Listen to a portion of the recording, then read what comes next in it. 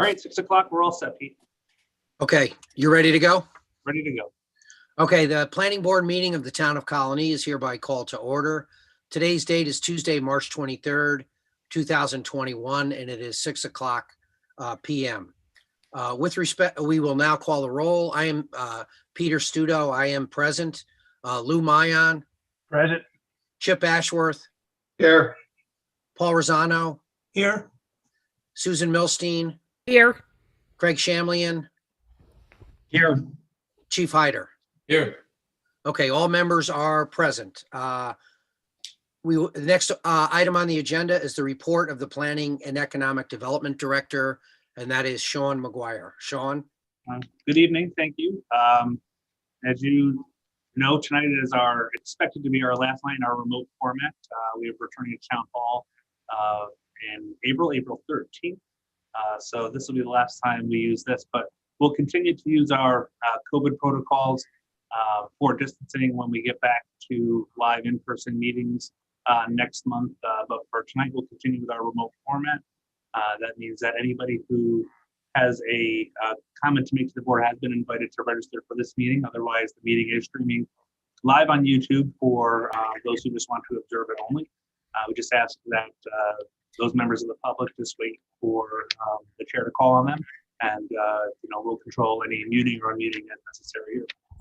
That's all I've got for you.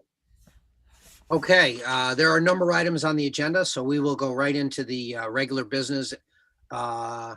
Item A, 1148 Troy Schenectady Road, British American mixed use, concept plan review to merge two parcels and develop 180 residential units as follows.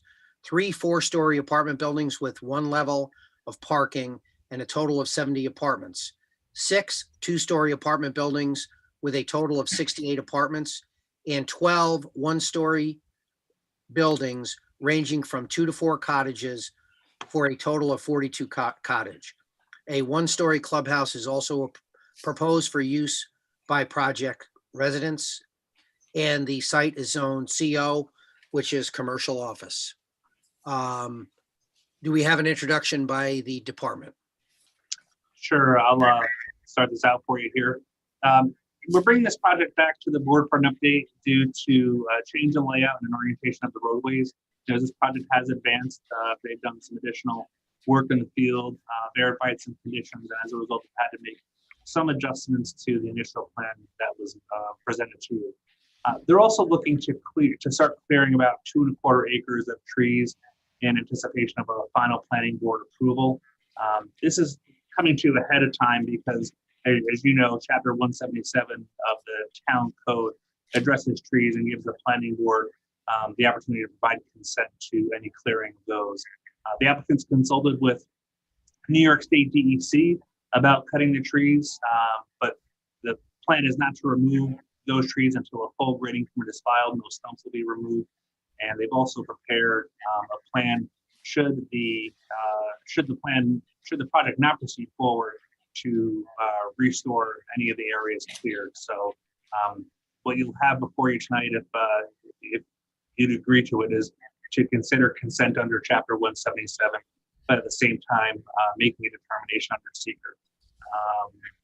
Zach, do you have anything else to add here? No, I think you did a good job there. All right. Okay, who's presenting for the applicant? It's Nick Costa, and then Sean, if we can we let Nick share a screen? Nick, you have the capability to share your screen for this project. Nick, you're a co-host now, so you should have screen share. Okay, thank you.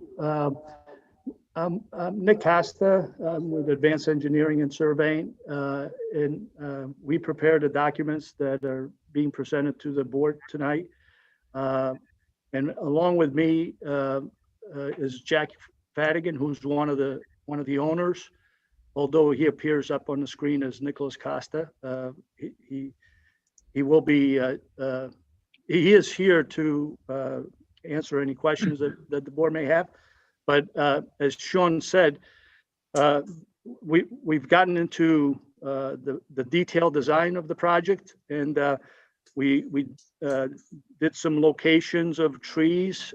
We visited the site with the town designated engineer, And I'd like to share the screen and show the board some of those layout changes that were made to better work function with the located trees and also the located wetlands. Those were the two items that really caused us to make the revisions to the layout. The layouts, I don't believe, are drastic, but we feel that the layout works much better. So let me bring up the layout and go over that with you first.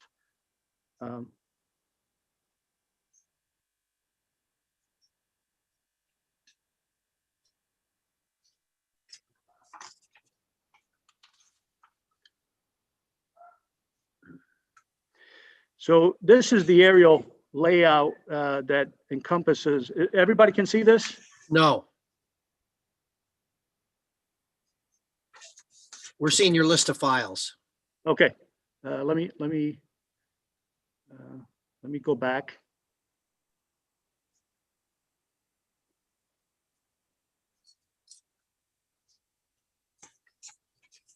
Is that better? Yes. Okay, sorry about that. I'm still getting used to this, even though we've been into this for almost a year. So as I was saying, this is Route 7.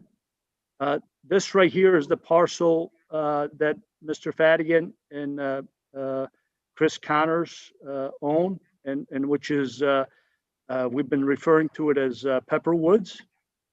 And this is owned by Chris Connors right here. And you can see the property line for that parcel. And then the rest of this is owned by Mr. Fadigan. And we're calling the project Pepper Woods. That's something that the Fadigan's family has referred to it for a very long time. And as you may remember, or maybe not, maybe is it okay if I bring up the previous layout? Sure. Yes. That was done? Yes. Let me rotate this.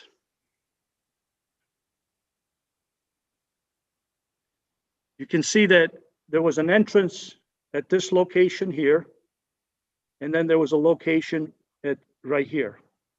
And then the roadway circled around and came down around this the existing pond and came out here and did kind of a circle around the pond. Well, what we found out once we did the tree location is that there's a very large cluster.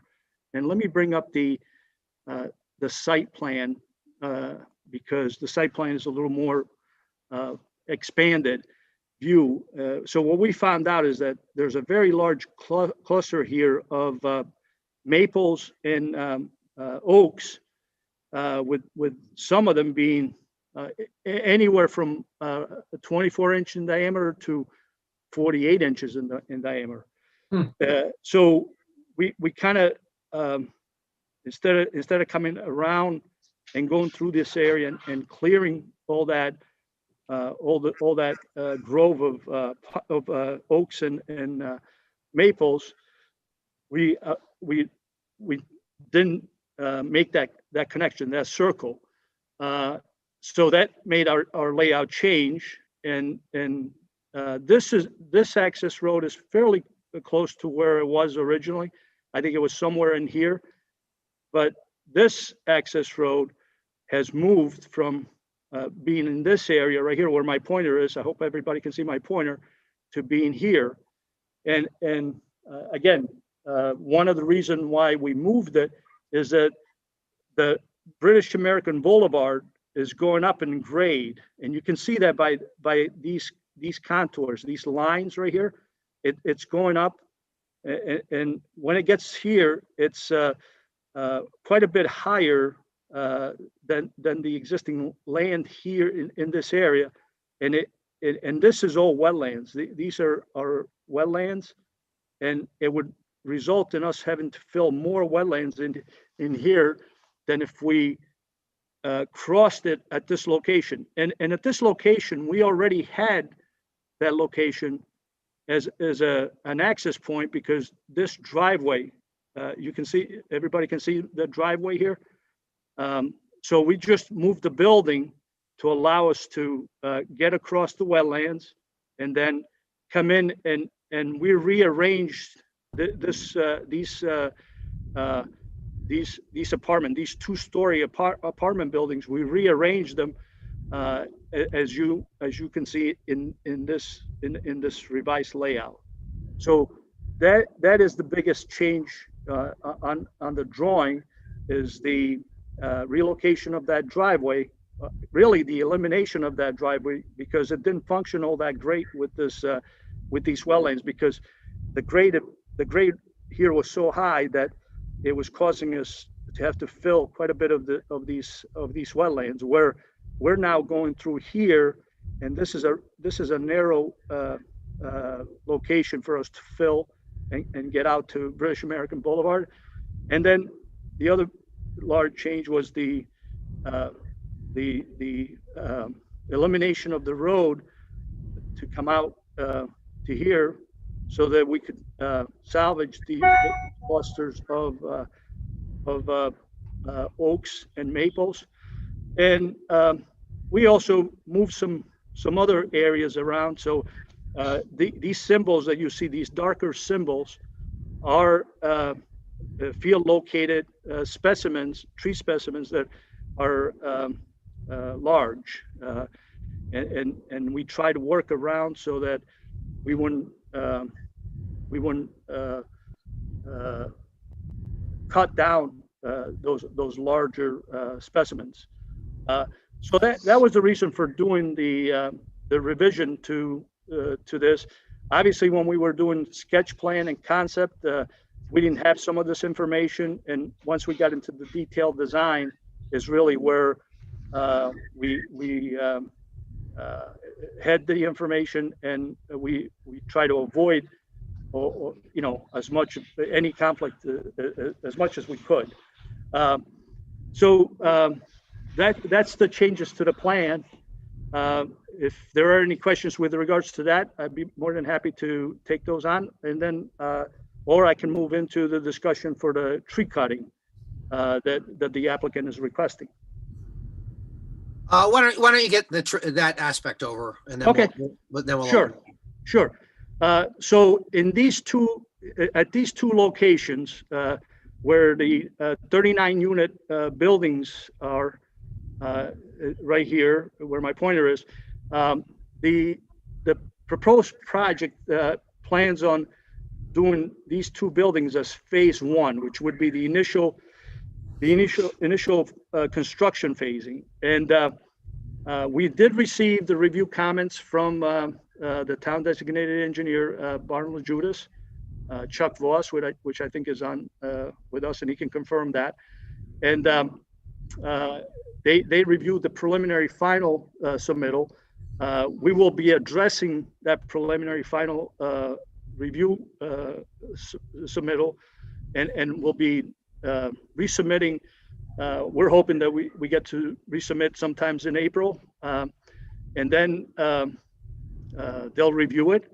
They'll see if we address the comments, and if there are any other open issues, we'll address those. But we think we could be ready to come back and request the board for final approval. Depending on the schedule of what's on the agendas, sometimes in possibly June. Maybe it'll be the later part of June. But that's what we're estimating at this time. So if we were to receive the approval in June, construction could get started this summer. However, the way it currently is, we wouldn't be able to get started this summer because there's vegetation, there's trees in here. There are birches and pines in both of these locations. They've been identified by Jack, and I think that there's a plan, a planting plan that was submitted. that shows the replanting of these areas in case the project doesn't move forward.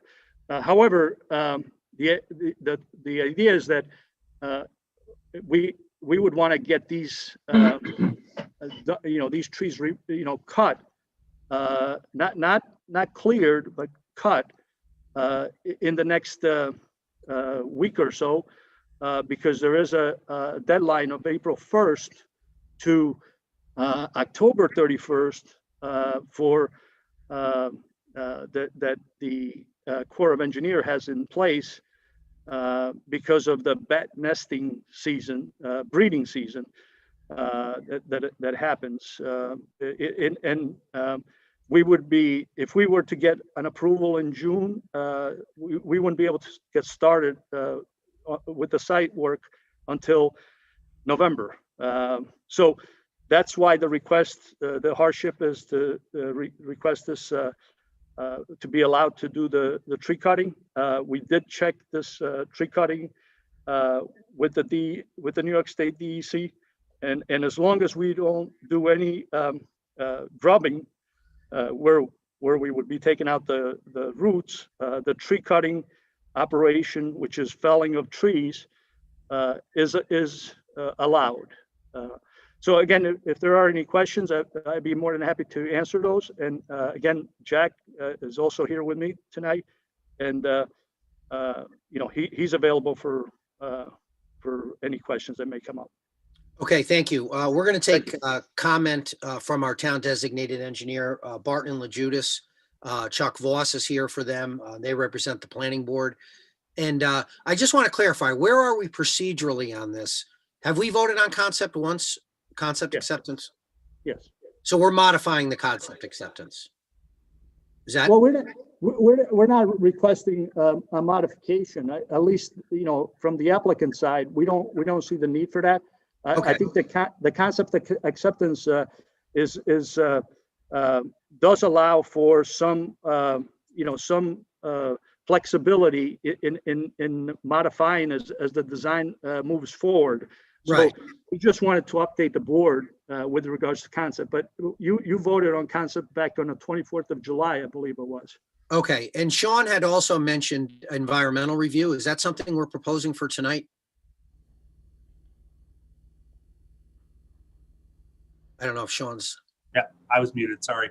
Right, Yeah. so part of this, my recommendation, we've consulted with the TD and the town staff here, is that because chapter 177, we're making some changes here, if the planning board does grant consent, we think it's right and appropriate to have seeker determine at this stage. Usually we would get it done later, but because we would potentially allow some action to occur here, we want to make sure that's fully resolved tonight.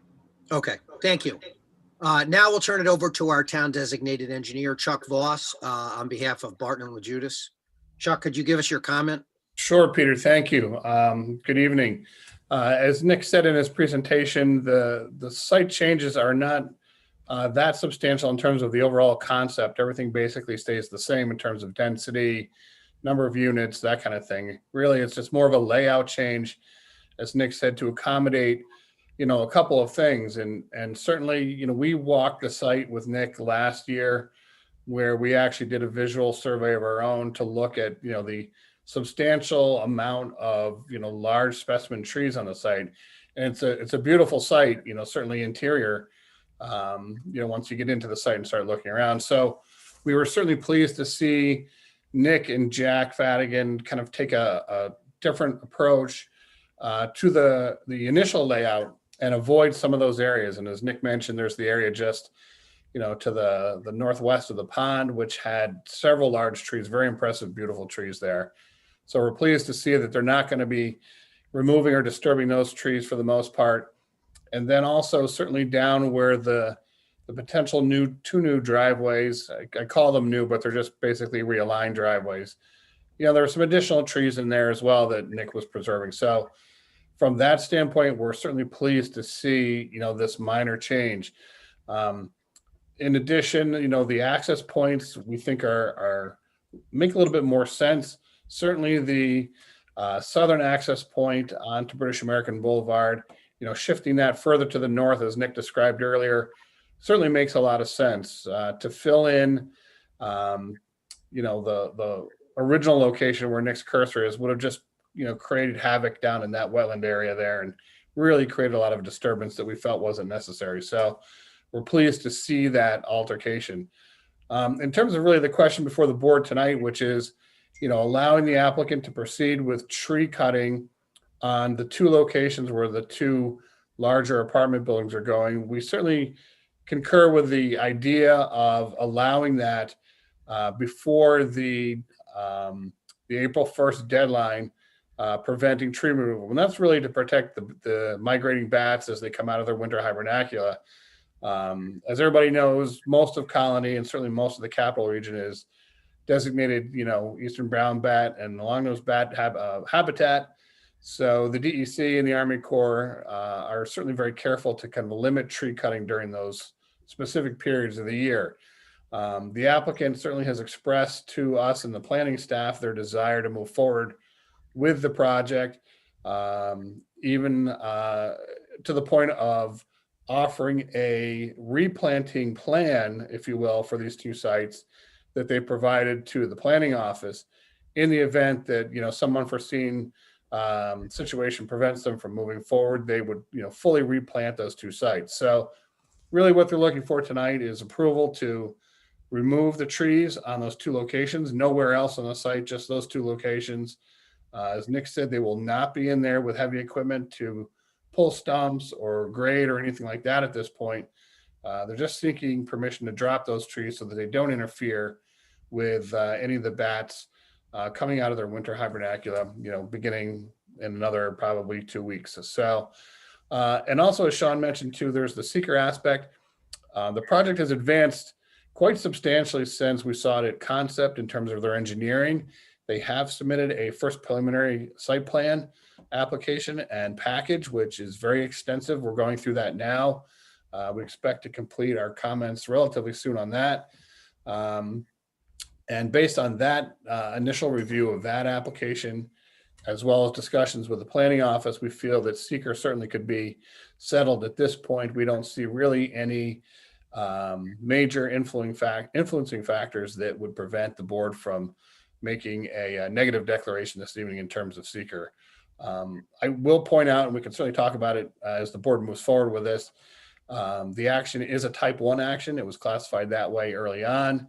The town attorney's office has already conducted a coordinated review of that with all the other applicable jurisdictions, and they're comfortable in moving forward. So again, for tonight, we've also prepared the necessary seeker resolution for the board's consideration. So in a nutshell, Okay. It looks like they're ready to move forward. Okay, we've reviewed this a number of times. We do have a concept acceptance on record. I think this is an improvement. I don't have any comments, but I'll just open it up generally for the board to chime in or let Zach know you want to talk, if anybody has comments or questions. Peter, I guess, let me ask one question. Sure. I guess, I have no objection at all to do what they're doing. I've utter faith in Mr. Vadigan and British American to do it right, but should we set a time limit on how long this place could look like this? I realize they say they're going to be aggressive in getting final, but just in case something happens with the economy or whatever, I'd hate to see a totally fallen forest in those two spots for 2-3 years. So is it unrealistic for us to set some form of a time frame? End of year, end of 2021, is that what you're suggesting, or? I mean, whatever would be reasonable. I mean, they obviously wouldn't plant the meadow in the end of 2021. So maybe by spring of 2022, which gives them plenty of time to do something. If not spring of 22, they could do the remediation. Okay, well, I'll ask the applicant if they have any objection to that, and we'll try to agree on a date.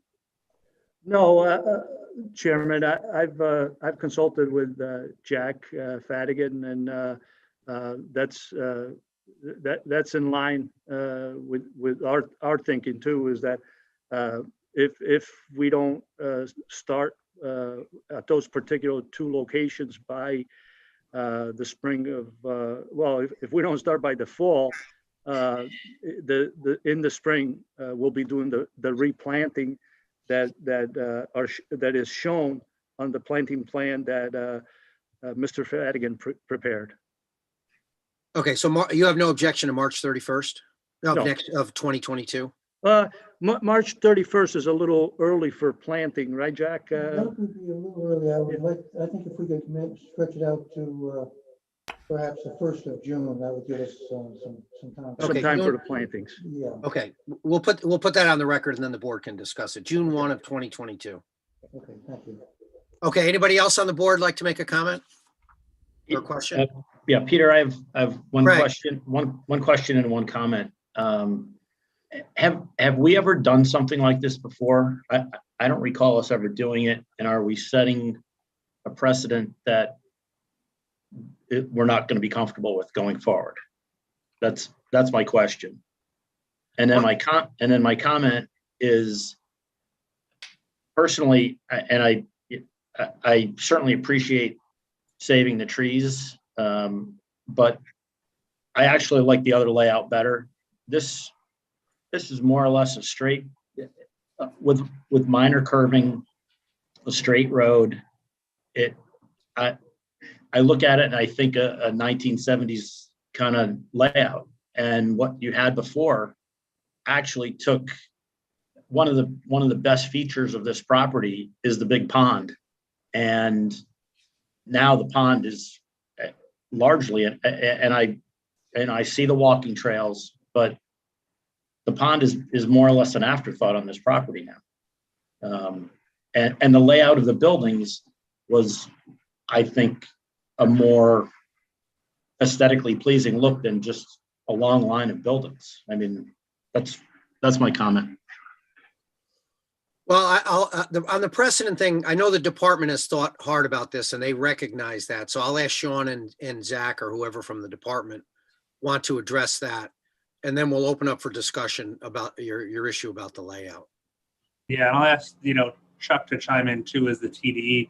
We took a look at, when this came to us, it was a little bit unconventional, I would say, for us to bring this to you with this type of request. But in looking at it, and again, considering the, concerns for the bat population and not creating disruption there, but at the same time, not,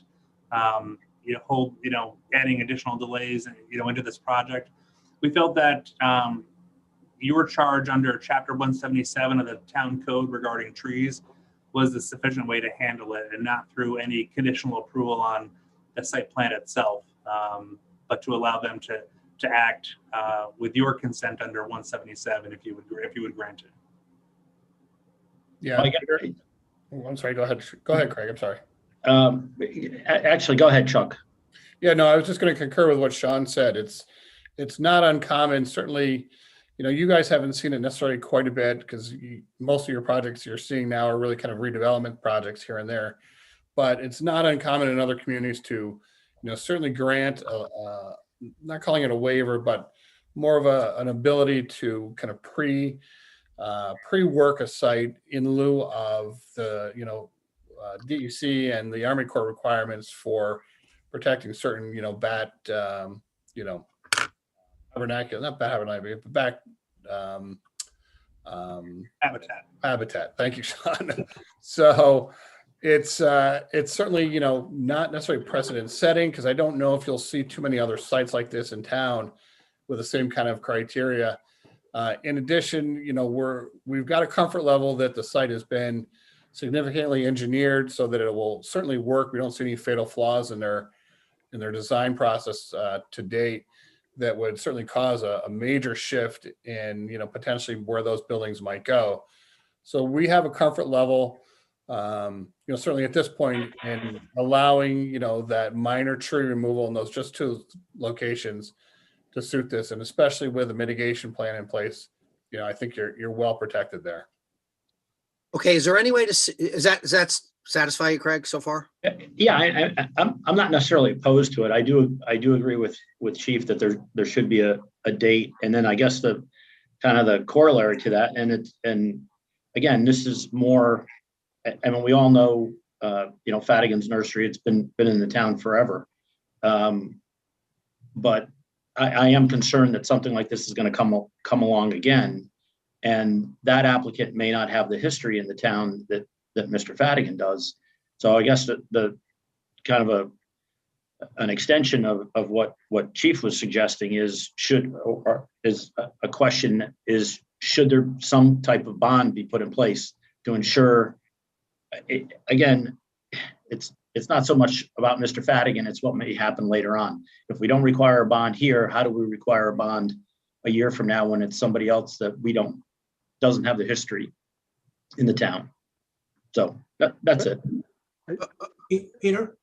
Yeah, yes, Paul. Chapter 177 of the land use law, I see it a little differently.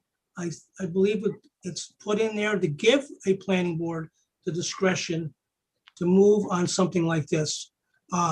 We could use it on every project going forward as long as we're consistent. Why else have a chapter 177 in there? Okay, I mean, we are here for giving exceptions many, many times to projects. So I don't see this as being that different going forward. We may see this again, but we might make a different decision. So that's all I want. Okay. Anybody else like to comment? Peter, Yes, Chip. I have to agree with Craig. It's aesthetically, the other one was much nicer, the other layout. I don't know how you could do it, but the one thing I was thinking about is how could you set up charging charging stations, because a lot of people, I mean, it's, down the road, another 20 years, half the cars on the road are going to be electric. So how are you going to do that in this, since you don't have garages anymore? I see you omitted the garages you had. No, we can also do it, Chip. There's garages on these 3-story buildings. There's actually garages under the building. So the basement is going to be garages. There's also garages here, but there can be, and there's another row of garages here. There can be outdoor charging stations. As you know, we've been requested to do that on site plans for a lot of commercial development, Chip. So the charging stations, I think that the applicant will have to take that into consideration, because like you said, it has become more popular, and it's also the way of the future. So I think that we can certainly add that comment to the already received comments and come back with a certain number of electric charging station along these open parking spaces, and also in the garages.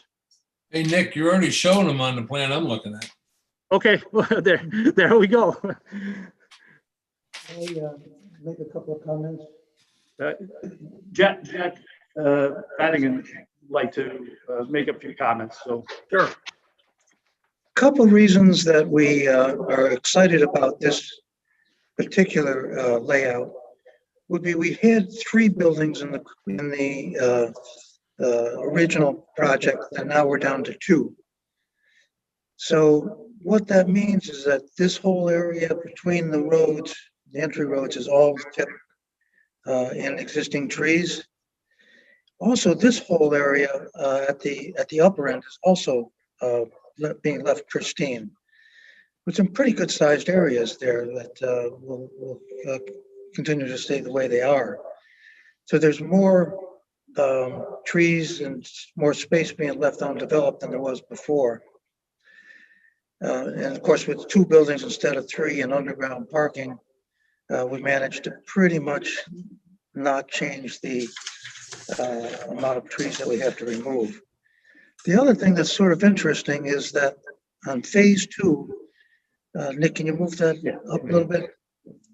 They can't see your pointer. They can't see it. that's helpful. So these are the phase 2 buildings, which would be the garden apartments.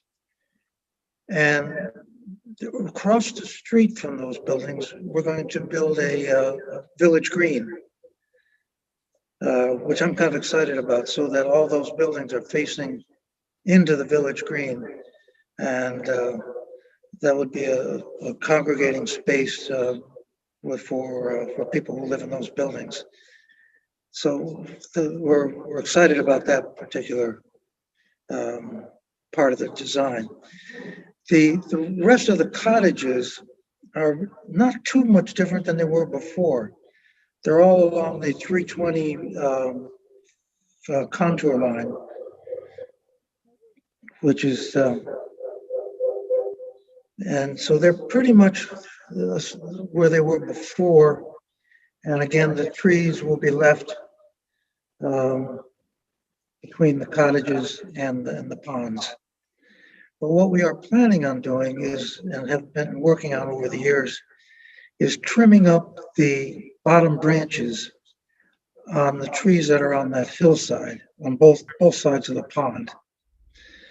And the objective would be that as you're looking out of the cottages from one side or the other, you don't see the cottages on the opposite ridge, but your view is directed down into the ponds, so that you will have a view out of almost all of those cottages into the ponds, but are protected from the views straight across.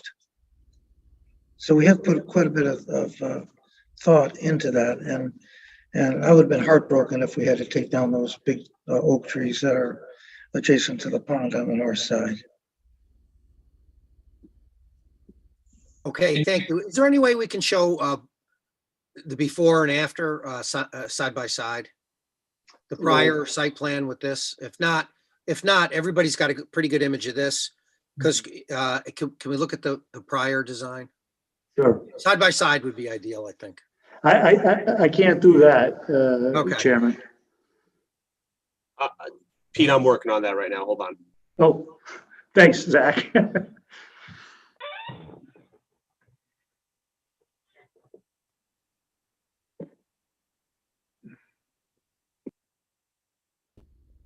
Okay, that's the prior design, and we have the third road, I'll just say on the left-hand side, Yes. going out into Corporate Woods, and we also have the circular road on the upper right-hand side going all the way through. I think those are the big differences, and I think Craig's making the argument, and Chip kind of agreed, that brings the pond more into, I guess, into focus. And you have I believe you have a building over there that's not in the revised design. Hey, Nick, Yeah, can you stop share real quick? There's 3 right here.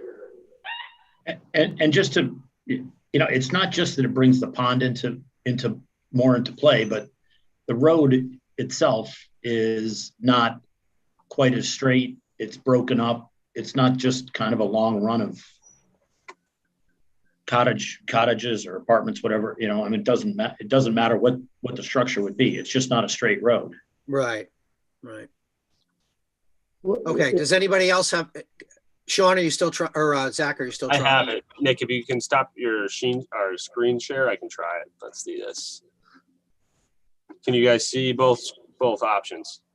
Yes. So this is the one that was submitted for the original concept design, where he has the 1, 2, and 3 buildings up front. And then on this side, you'll see he has the 2. It is a straighter roadway that comes across here, but that was also straight up on, if you look at it, we really didn't change that section, the second section. It's just in the front where we're making that little curve there is really where we made the change. And basically, that was dictated because of the grading that would have to take place for all of that, and also the tree clearing that would have to take place to go around the pond. yeah. But it's a function of the grading, the filling of the wetlands, and the tree clearing. Hey, Yeah, Nick, the look that, would be eliminated. This cottage here would eliminate a lot of these mature trees here. Yes. So don't put those cottages in. you know, I mean, there's nothing to say that the number of cottages that you've changed the design. And so maybe the number of cottages that you originally proposed doesn't fit. But if I even understood the it correctly, grading that would have to road would take go right place through in that area, Craig, as you come in, my pointer functions as we come into this area right here. The grading that would have to take place in this area would impact the wetlands that are back here, and there's the green space right here that is being left untouched, where this was really making a difficult to keep the wetlands impact to a minimum, and that's really why we kind of came down and then hooked up to this portion of the straight road, but we kind of rotated these to give us this alignment, which is it's not necessarily straight. It still has some curves into it, but not quite as drastic as these. But what we found is that the grove of trees in here is it's incredible, the size they're in this area, and the grading, if we were to leave this right here, the grading, the grading that would have to be done would impact everything in this area. So and same thing with this. There was this if you look at this layout compared to this layout, there's probably a little bit less pavement in this, and that's how we gain this green space, which is the village green, that allows us to put the clubhouse in this area, and have an area that the residents of the two-story building, they can really enjoy that portion, where in this there's nothing of that nature that's shown. Everything is really parking, and then the road bisects that parking. Well, and I don't want to focus just on that, Nick, and I don't. Okay. Listen, I'm not trying to. I'm not looking to debate it. I'm just giving my opinion as a single person on the board. And the village green, it sounds like those amenities, whether you showed them on that original plan or not, those are something that the planning board routinely makes sure, where there's apartments and whatnot, that those amenities are present. So the fact that you didn't show them doesn't mean that you weren't going to have to find a spot for them anyway. I just don't think, and again, I'm not trying to be overly critical. I just don't think that it's a very imaginative plan for what is a beautiful piece of property. That's all. And again, I'm only one person on the planning board. Thank you, Craig. Okay, does anybody else on the board want to comment on that? I just have a question, Peter. Yes, Chief. Nick, on the new plan, you show this gravel road that goes up and goes around in those trees. Does that have to be built, or is that existing now? No, it has to be built. That's this area, Chief, is one of the stormwater management areas, but this would work between the trees as we've shown. The grading for that system is really in this area right here, so there's not going to be any grading done to the near the trees. It's just to get around. This is the location that we found best to have it. Is that something the town's going to make it pave? No, I believe that these will remain as private systems, Chief. So I don't know that we're going to have to pave those. And the last thing I got is there any way the parking and the apartment buildings out front can be reversed, so the parking isn't facing the road? You're talking about both of these. We can take a look at that and see if we swap that, if it would work better. Because I know you're going to have nice looking buildings, and you're going to be hidden behind a bunch of cars. Right. That's I'd all. also like to make the point that those roads that go around the water retention area, maybe we could make those into walking trails. Yeah, they're part of walking trails. Yeah. Okay. That would look a lot better. Yeah, we can take a look at that. That's a good suggestion, Chief. And I think it could work. One of the reasons why this lower area was selected on this part of the road is because obviously we're coming down from British American Boulevard, and the lower we get, the easier it is to get that basement to work. But we can take a look at it. Okay. Okay, any other comments on that aspect of the project? Any other overall comments from any other board members? Okay, maybe there's a way, Nick, and the applicant, you can look at those comments that are made. Maybe you can bring some more interest and address Craig's comments as well. Sure. The one, I don't know if this is exactly what Chief said, but the apartments that sort of bow out on the upper left-hand side, Right. the parking lots were between the buildings and the green area that you're touting. I wonder if the parking could go on the other side and then the building's closer to the green area. Yep. I don't know if that's a better, if it can be done or if it's better. Yeah, no, that's Chairman, we'll take a look at that too. I know that we have done a detailed engineering design, but those are possibilities that we can look at. And if they function better and Mr. Fadigan is satisfied with it, we'll certainly make the change. Okay, and if there's any other tweaks that you could make to sort of address the comments that were made tonight, Yes. I'm sure it would be appreciated. Yeah. Any other members? We'll take a look at the road alignment and see if we can swing it in, and make it a little more pronounced as far as the curbs. Okay. Any other members of the board like to speak at this point? Sean and Zach, are there members of the public looking to make a comment before we vote? We had one member of the public registered, Barbara Numrick, who has expressed interest in a couple of projects, and it looks like she's here if she has anything you wanted to call on her. Sure. Mrs. Numrick? No comments. Okay, thank you. Okay, procedurally, what's the next thing you want us to do? The environmental review? That's probably most appropriate, right?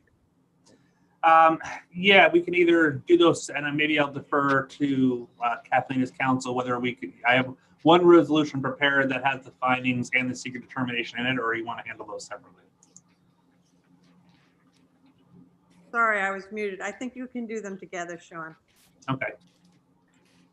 So normally our town designated engineer walks us through it, but if Sean wants to, whoever. Chuck, do you have something prepared? We have something that we had worked on, but I didn't know if you had the same thing. Sean, I have a copy of your resolution. Okay. If you want me to go through that, or I also have the seeker resolutions as well. But I think, as Kathy said, I think your resolution covers both. Okay. Here, I'll bring this up on the screen so everybody can see it. I think, Chuck, I had a type 2 in there and I had to adjust that to a type 1. Yep.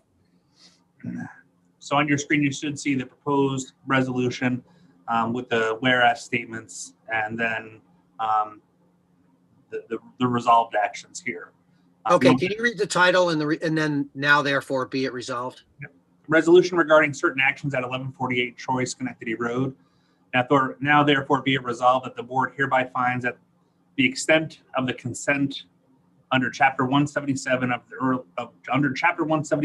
early tree removal is not considered substantial, and be it further resolved that the board finds that by granting the consent will still result in a reasonable and safe development of the site that will not hinder any town infrastructure, school districts, natural resources, or scenic viewscapes, and be it further resolved that the board finds that by granting the consent, the applicant has also agreed to replant 2.27 acres per the proposed planting plan if final site approval for the entire project is not granted by the Town of Colonie Planning Board by May 31st, 2022.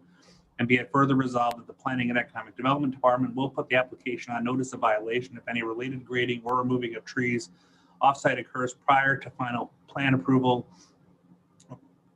prior to final plan approval will result in legal action, and be it resolved that the planning board has completed its secret review of the project, has determined it to be a type 1 action, and makes a negative declaration, and be it resolved that the findings be kept in the project file in the Office of the Planning and Economic Development Department.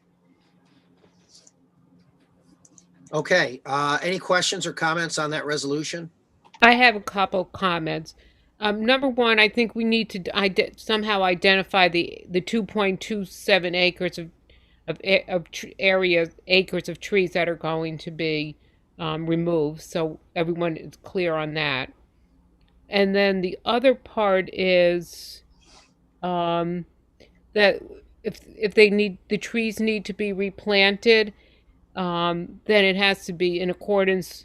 The plan has to be approved by whether it's a planning board or somebody. There has to be an oversight and we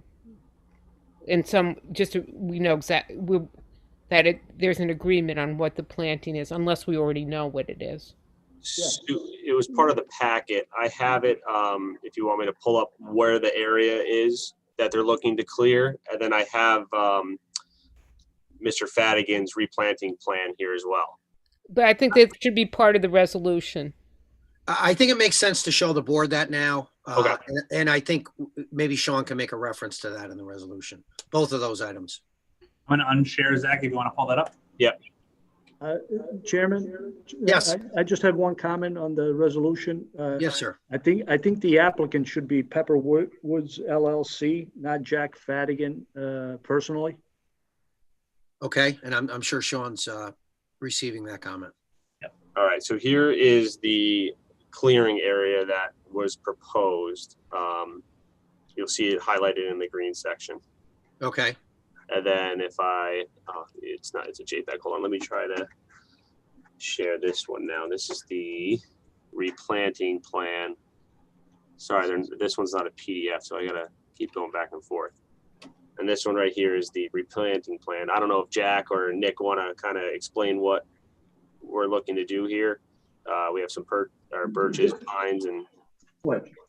So what I did was I used river birches and white pines, and I planted them in groves so that they're not individually strewn out across the property, but they're in groupings. I find that with the white pines, that's how they grow naturally anyway, and they provide cover for the deer and other animals. And the birches, of course, are indigenous to low areas like that to begin with. And I also created some areas that would be meadow grass, and that would be for forage for animals. And so it's not all trees, that's kind of a meandering meadow between the groups of trees. And in the meadow, I'd also put in wildflowers so that birds and bees that might be in the area could have forage as well. So I try to make it as friendly to the animals and wildlife as I could. Okay, does anybody have comment on that drawing? My question is, how many trees are you taking down compared to how many would be replanted? I'm not sure I'm prepared to answer that question. I would say probably planting more than we're taking down. Okay. I think there's 160 trees, something like that total. I doubt we're taking down that many. So you're going to leave some up as well? No, I think that those areas would have to be clear cut because it's basically just the building and the parking lot. And then what about like the ages of the tree or whatever, or the diameter that you would plan on in the event of a replant? If we replanted, those trees are going to have to make it on their own right from the get-go. They're not going to be watered, obviously, by any means that we would have. So I think I've used 4 to 5 foot white pines and 6 to 7 foot or 7 to 8 foot birches, if I remember properly.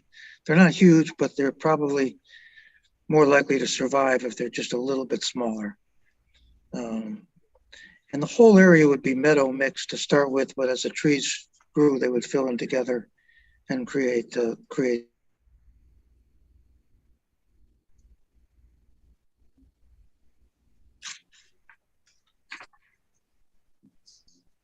Okay, I'm not sure if we lost audio with Mr. Fadigan. I'm Has sorry. Have we had anyone review this plan? I'll turn that over to the department and Chuck Voss. I've reviewed it and I've shown it to Sean. Yeah, we've taken a quick look at it as well. And I think what's important to note is the trees that are coming down in these areas, they're not the best specimens or certainly the largest or the biggest. They're relatively, because they're on the fringes of the major woodlands, they were more smaller, pines, poplars, kind of a mix of kind of scrub trees. There's a couple, skinny maples in there. So the quality of trees to come down in these two areas really is not the same as what you would see further into the interior site. So, a planting plan of this nature certainly would, it's not a tree for tree in kind planting, certainly, but it's probably an improvement over what would be there now with this planting plan going into place.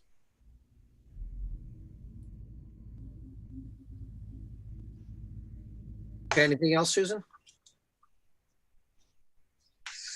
No, I just feel like, I'm a little bit, I'm not sure whether this is how good a plan this is. That's my uncertainty. It's fine, but perhaps having a little bit more. How about if it came to this, we could put something in, it comes back to the planning board for approval, or the department, or the department head. I think the planning board. Okay.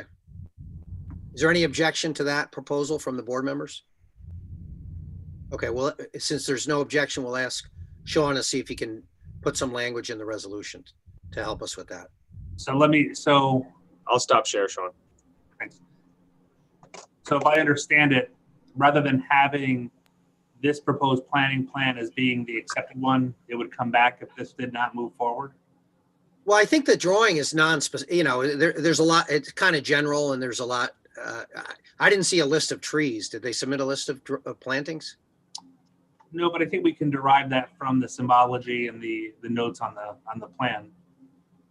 There is a description that should have come with it, with a number of plants and the philosophy behind the design.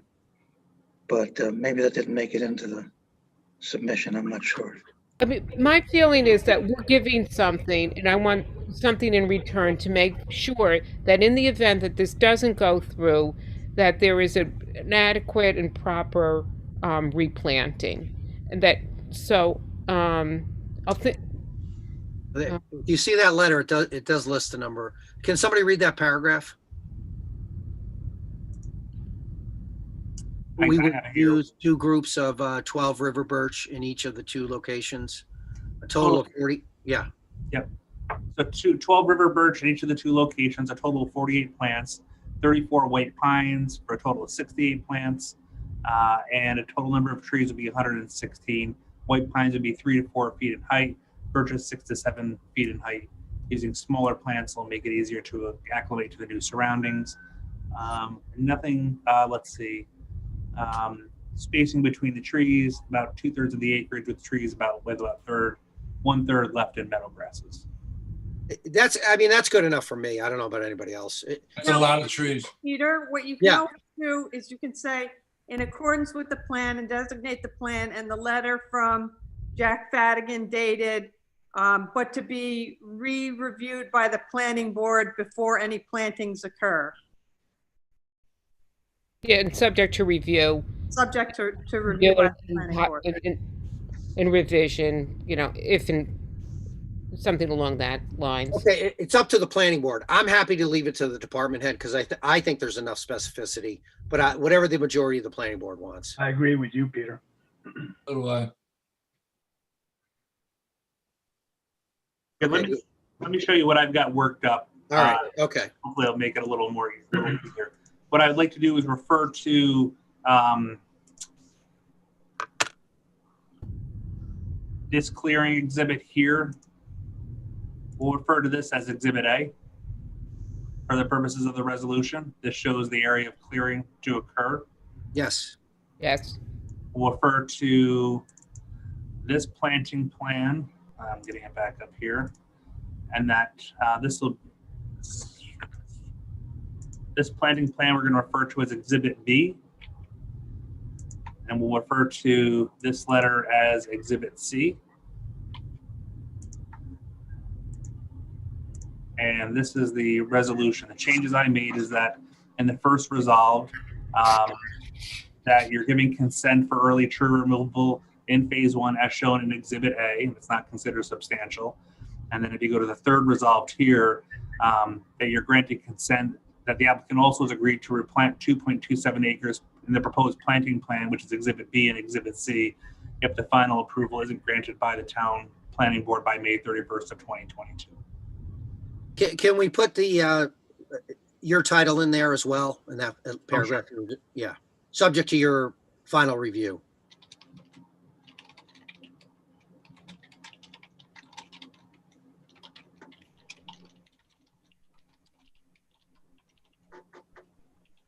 Okay, there's a couple typos, which we know you'll. Yeah. Okay, does anybody have any comments on the resolution as now drafted? But I thought we were going to leave it open that it was going to be in accordance with the plan, but subject to review in the event. Well, so it is. Well, we put subject to review by Sean. That's what he's just put in.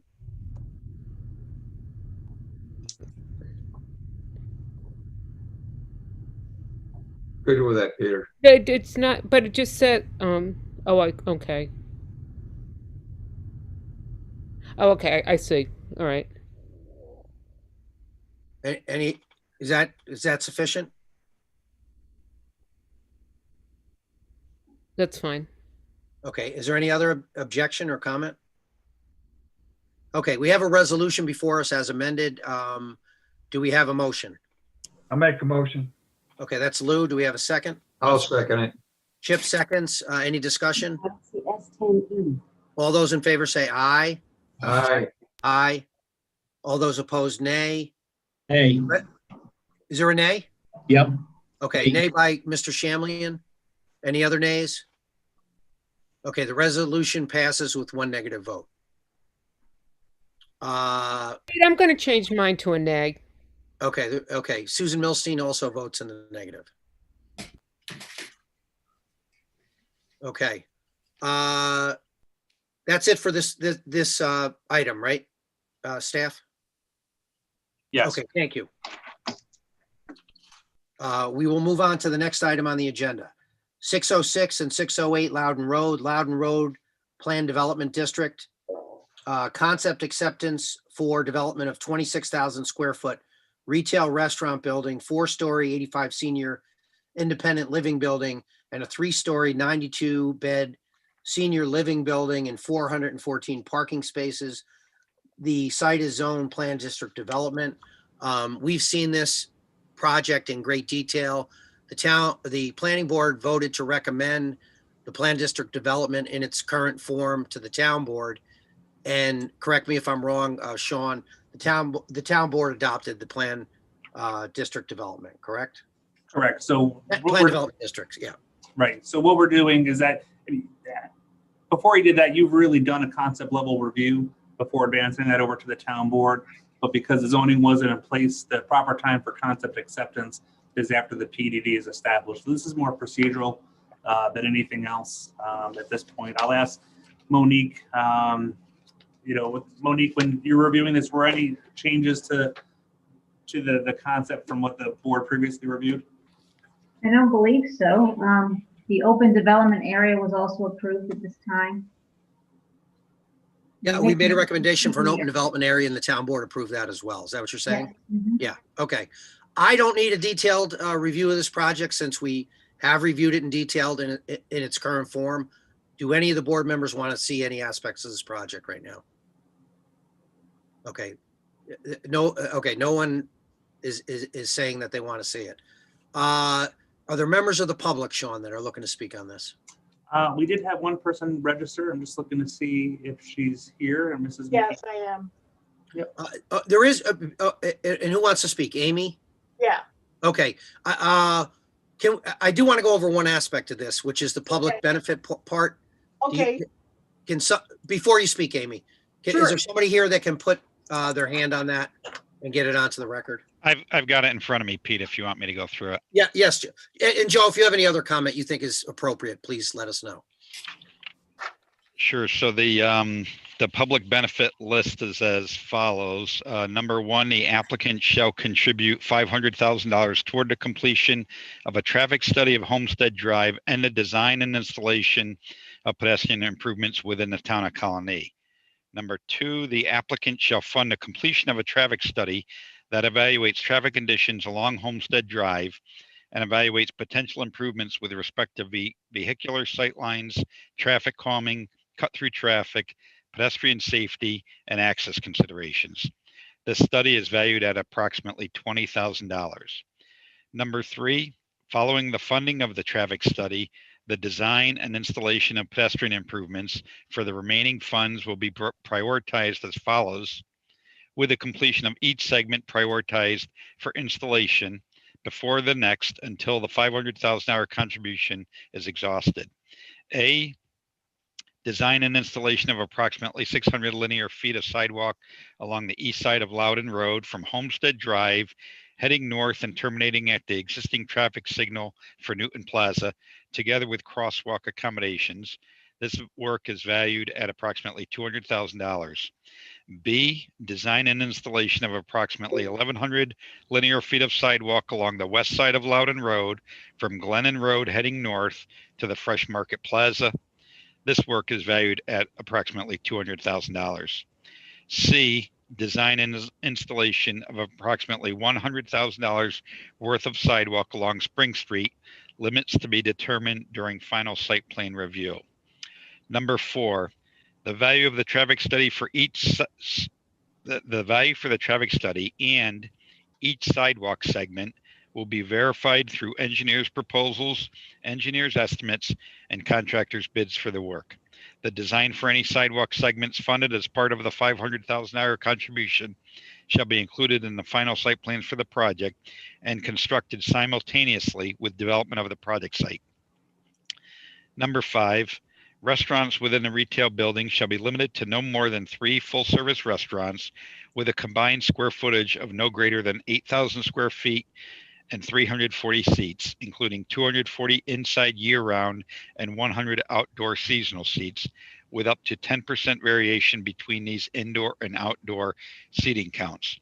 No single restaurant shall have a size greater than 4,500 square feet with 200 seats. Number six, any restaurant shall be restricted from having live music outdoors between the hours of 10 p.m. to 3 p.m. No live music shall achieve a decibel level greater than 40 decibels, which is typical suburban nighttime conditions, at the limit of the project site at any time. Those are the conditions of the public benefits. Okay. Is there any other comment you want to make, Joe?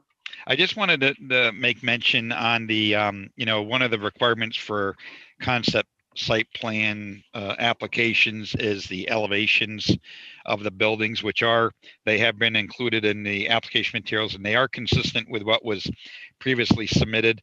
I just did want to mention that one of the siding materials on the independent living building is EFIS, which stands for Exterior Insulation Finish System. That is a siding material that typically doesn't hold up well for these type of facilities long term, and something that's been frowned upon by the planning board during other project reviews. So I just wanted to bring it to the board's attention and make the applicant aware that use of that exterior siding system and trim system may be frowned upon if it's included in the final plans. Okay. Was anything specified in what we saw in the prior board meeting? I think that these elevations were consistent. I don't remember actually calling out the different materials, but that is, to do so is required as part of a formal concept site plan application. Okay, let's discuss that particular point that you're making with the board. I'm in agreement with you. I'm not sure what we would substitute there, but we could voice our, if the rest of the board is in agreement, we could voice our disapproval of that, and then they'd have to bring something back for final or preliminary final. So does anybody else on the board want to speak to that EFS comment that Joe's making? I agree with you, Peter. Okay. I agree as well. Anybody disagree with Joe's comment? Okay, nobody disagrees. Okay, that all said on the record. Amy McCain, would you like to Sure. speak? First question I have is, where is the document that outlines the public benefits that you were just discussing? Okay, can you get all your questions out and then we'll try to get them answered? Yes, okay, so the first thing I wanted to know was, where is that document in writing that was just reviewed by Joe? The second thing I wanted to note was that we had discussed at length in the town board meeting on July 23rd about expending the entire 500K public benefit in the neighborhood as in accordance with the comprehensive plan. And I note that we're still spending a full 20% of it off location. And that is inconsistent with the assurance we were given personally by the supervisor at the town board meeting. And it's also inconsistent with the narrative that's been submitted as part of this concept approval. So I really would like to hear what the rationale is and why we cannot expend the entire $500,000 in the neighborhood as was assured to our neighborhood association back in July. Okay, I don't know if who can address that. Well, I think Peter, I think at this point, I mean, the public benefit determination is a determination the town board makes based on the recommendation of the planning board. And so the decision on how public benefit is calculated is really up to the town board. Well, I'm just saying that's what happened. And then I do have one final question, which really has to do with what is the process for engaging the neighborhood during the final determination of the use of the public benefits charges. I know that there's going to be a lot of site work that's done relative to placement of sidewalks and so forth. What is going to be the engagement of the neighbors in that process? That is also something that's highlighted in the comprehensive plan to have that ability. So I just want to ask those questions. I think we haven't made that determination yet. We're not at that stage in the process. There will be a public participation component, but Sean, is that to say that there will be some process? I expect to, I expect to have some level of process in anything that we're doing. I mean, I think the planning department, the planning board have tried to keep the community regularly engaged on any project activity. So that would be my expectation moving forward. Okay, and then how about this document that was read into the record at this meeting? Where is that? How do we obtain a copy of that document? Is that on the website? It will be shortly. Once the board approves it, it'll be posted. That's the public benefit one? No, the one that I'm sorry, the concept of acceptance, the public benefit that was approved by the town board was a resolution there. The resolution is posted. I'm looking in the. Well, the resolution has very little detail, at least the one that was brought up as a resolution here. Yeah, Joe. Yeah, so in terms of what I was reading from Mrs. McCain, it was the Plan Development District Colony Land Use Law written findings of the Colony Planning Board. Is that a document that is publicly available? Yes, it is, but I'm sure Sean can.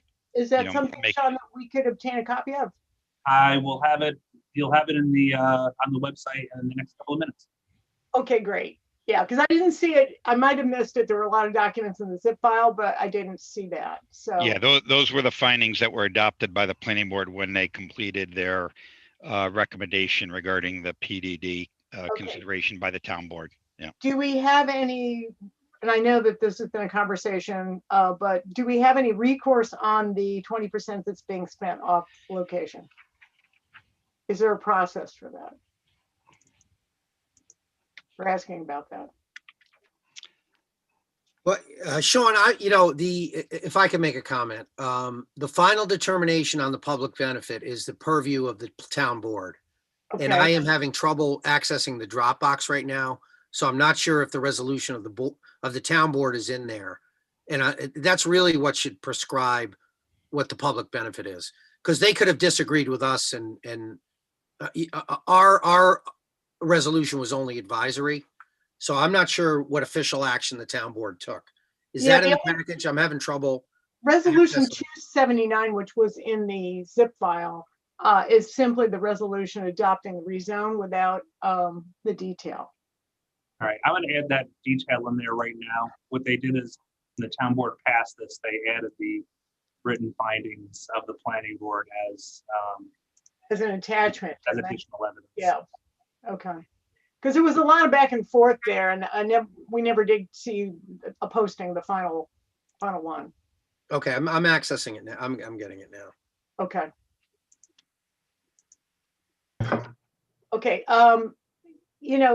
just one of the reasons why we're so keenly interested in the 20% being spent off location is that part of the 20K that's been certified for the traffic study at Homestead Drive talks about potential improvements, but there'll be no money to get those done because it's all going to be expanded elsewhere. So that's one of the major concerns that we have. There's been multiple traffic studies of Homestead Drive and nothing has ever happened. We're very concerned that it will continue to be studied probably until, the end of time, and nothing will ever happen. And there's no way to assure that more concretely than to make sure that there's no funds available to make those sorts of changes. So that's a big concern. Is this something, it sounds like we need to bring this back to the town board for consideration? Is that what the proper process would be for this? Well, from my perspective, we have a resolution in front of us from the town board to act on, not to act on, but we've received it and they've established the planning board, the PDD, and they've attached the public benefit that we suggested. You're saying something else happened there. I don't know, but we have a record in front of us that we need to act on tonight. If you want to petition the town board, you can, I guess. Yeah, I'm basically asking Peter what the process would be, because there were promises made in that meeting and they're not all fully being kept, and just trying to find out what is the process for remediation. Is there one, and how would that go about happening? And so do we work through Sean to the town board? I mean, what do we do? I guess if I can, I'm not sure. I mean, we haven't yet started to advance these items, so I'm not sure what promises are kept at this stage. I don't mean that, I get it. But as you know, it's better to get in early and try to, once it gets set, it's set. So we've been trying to shape this while it's still in early stages. Sure. I mean, I think, well, I'm happy to probably talk about this, separately rather than kick this back and forth here. I think hopefully you and I can do that, if that's all right. Directly then, Sean, is that what why don't you call me this week? I'm pretty slammed, but we can find some time next week if that's okay with you. Okay, sure, that would be fine. I mean, this is not going to be racing to its conclusion. But you will meantime make sure that we do have access to the actual details. As we were talking, I added Exhibit A to the resolution. It refers to Exhibit A. I'll have to call the town attorney's office to get a copy of Exhibit B, which was the local law itself that lays out the actual plan development district. Okay, great. Thank you. Thank you. Thank you. Okay. Joe, do you have any comment, or does the planning board members have any more comment? Peter, I just have one comment, and it's more for Joe in his final review. Yes. On the latest renderings, there's two apertures sort of that appeared on both sides of the retail complex that show tractor trailer-like truck loading docks. And we asked this question many times about dumpsters and about loading and stuff like that. We're always told throughout the entire process that this was all going to be done internally in the building. And right now they've got a loading dock basically facing Newton Plaza and another one basically facing the apartments next door. So these appeared, they were somewhat drawn on the other plans, but not to this detail. You could not have made them out to be a loading dock before, but now they're pretty specifically drawn to be loading docks. So I think that needs to be looked at as the final thing goes on. My recollection's the same as Chief Hyder's on that.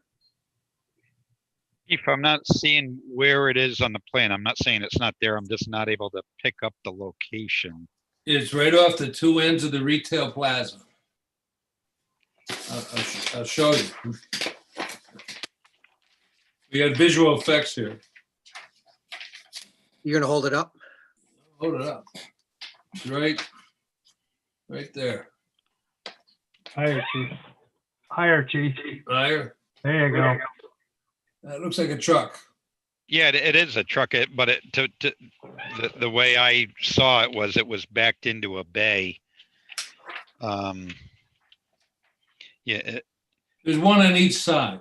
Yeah, but if you go to the renderings, renderings don't show it. Renderings don't show it because it's hidden. Yeah. Hey, Joe, if I can add some clarity. Hi, it's Yeah, Andy Andy. Brick on behalf of the project applicant. I believe those trucks are inside the towers. If you look at what you're looking at, Chief, if you see the darker line, those would be the towers, and the trucks are mostly backed in. So it is still internal based upon our design. It's not outside. That's not an outside loading dock. That's a truck in a door, backed into a door. Well, we just want to make sure the devil's in the details so we can see it in a rendering. Absolutely. We'll get that done for you. We'll make it clear. We'll have renderings showing both of them. Okay. Okay, any more comments or questions? Okay, we have, I'm sorry. Sorry, Russ Sage here. My primary residence is I'm at 69 Maxwell Road. Essentially, if you can visualize coming out of CVS and Newton Plaza and walking through the woods, you'll wind up in my backyard. And there was concern when this project started about all the hardscape and everything and its proximity to the federal wetland back there. Has anything been done to mitigate or change the drainage off this project? Because I can tell you firsthand that it is every year getting more and more saturated in that wetland. Well, we've gone over the stormwater review in pretty good detail already. I'm not sure who's going to field that one. Well, I can start, but I think Nick can probably fill in some blanks. They did revise the plan during the concept site plan review process to minimize the impacts on the wetlands that occur. There's a couple drainage corridors that come down through the site and drain the property towards the rear, towards the west side. And then there's a larger wetland complex. They did revise the plan to drastically reduce the amount of wetland impacts, to the rear of the property. So, Nick, do you have any more to add on that? Thanks, Joe. No, I just want to say that, our stormwater system that's been designed for the site to manage the stormwater runoff from the site, it mitigates the stormwater that is generated at the site. And like you said, we did make revisions to the site to minimize the impacts and further minimize the impacts, during the preparation of the design of the site. So we have done underground storage systems throughout the site, and then we do have a stormwater practice that's on the southwest portion of the site. So we've mitigated to the levels that are required by the DEC in the town of Colonie. So we are taking care of the stormwater runoff from this site.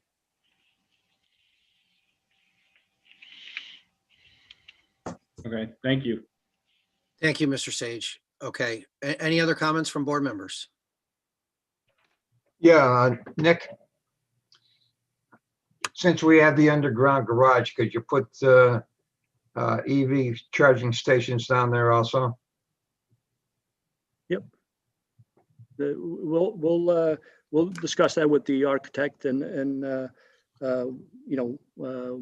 obviously, again, Chip, as I said earlier, these charging stations are becoming more popular, and I think that's a proper thing to do. Thank Okay, you. anybody else? Do we have a motion for concept acceptance? I'll make the motion, Peter. Chief Second. Hyder, Second. Lou second. Any discussion? All those in favor say aye. Aye. All those opposed, nay. The ayes have it unanimously. Thank you. Thank you all. You're welcome. Next item on the agenda, Arrowhead Lane, Straight Line Industries, sketch plan review for construction of a one-story, 12,000 square foot garage accessory to the existing pavement company. The site is zoned industrial. We'll turn that over to the town department for introduction. Thank you, Peter. So this is coming to you tonight to give the board an opportunity to give the applicant feedback on a proposal for a 12,000 square foot garage to house equipment and vehicles. There's no waivers associated with this project. It's a 3-acre parcel completely situated within the industrial zoning district. There's a current location of Straight Line Industries, which is a pavement striping company.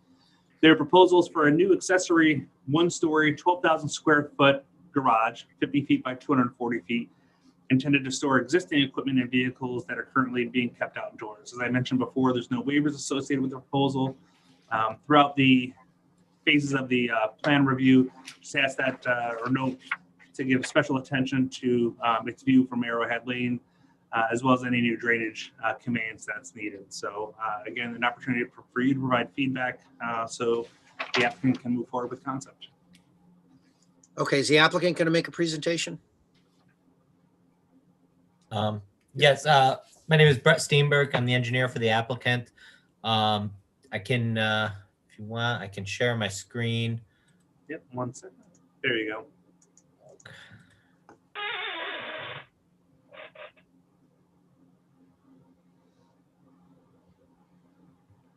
All right, can everybody see that?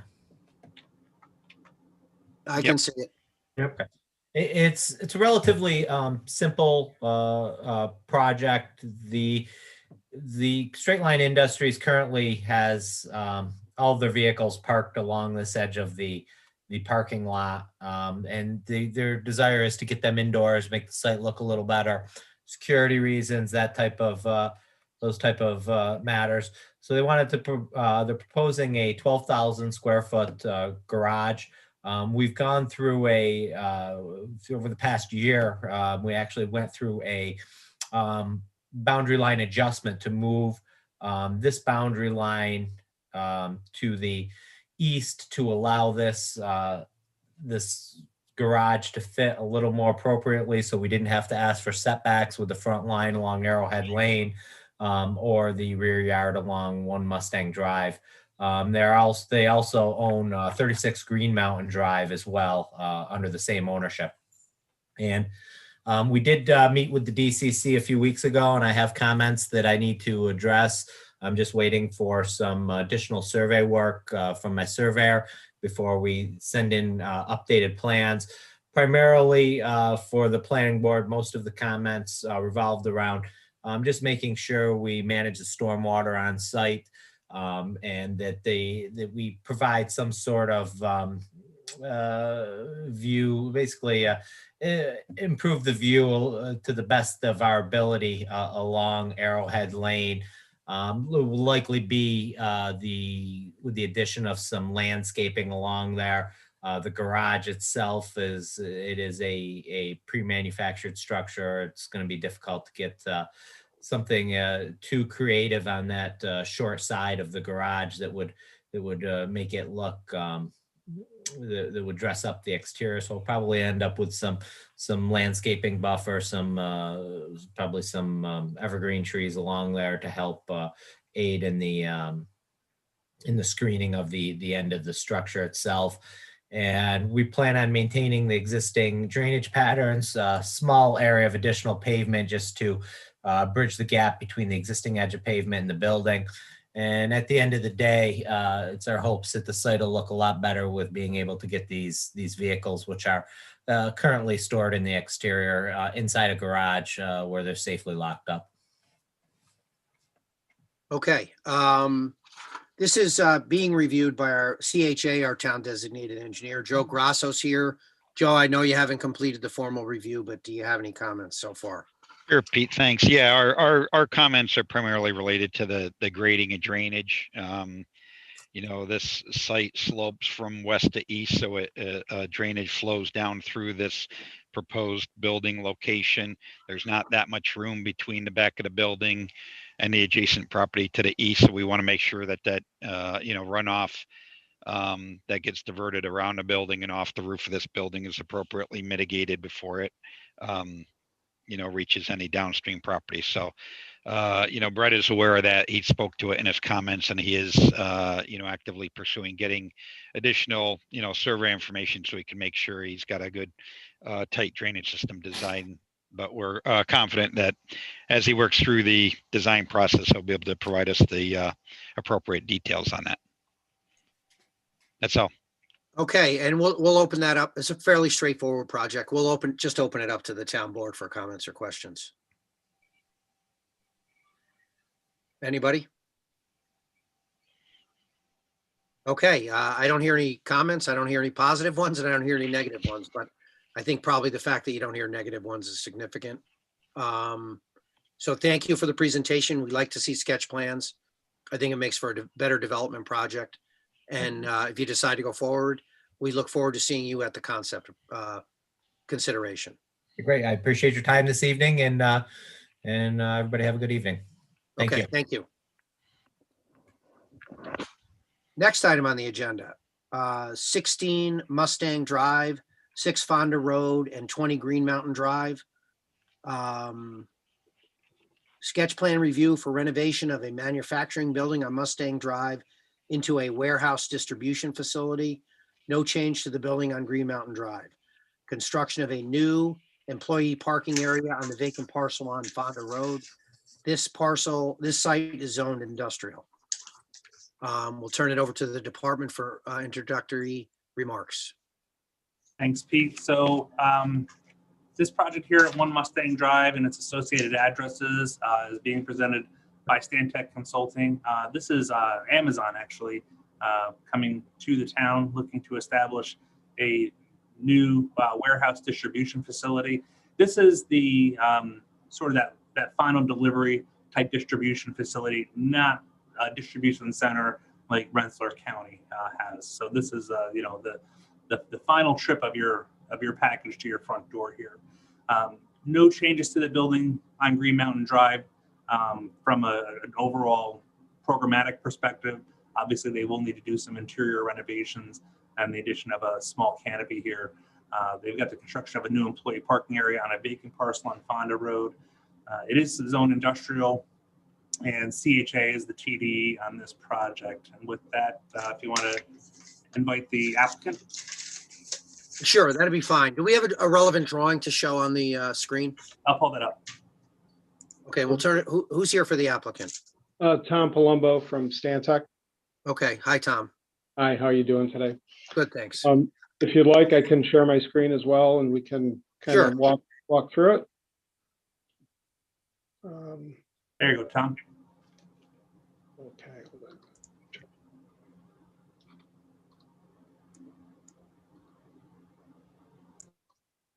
Okay.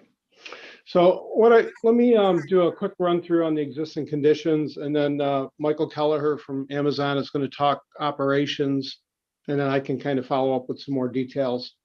So as you see, we've got one Mustang Drive is this large parcel manufacturing facility, parking pretty much throughout. There's a small area that's a small patio area here and loading docks in the front. 6 Fonda is this open field area to the south of the building.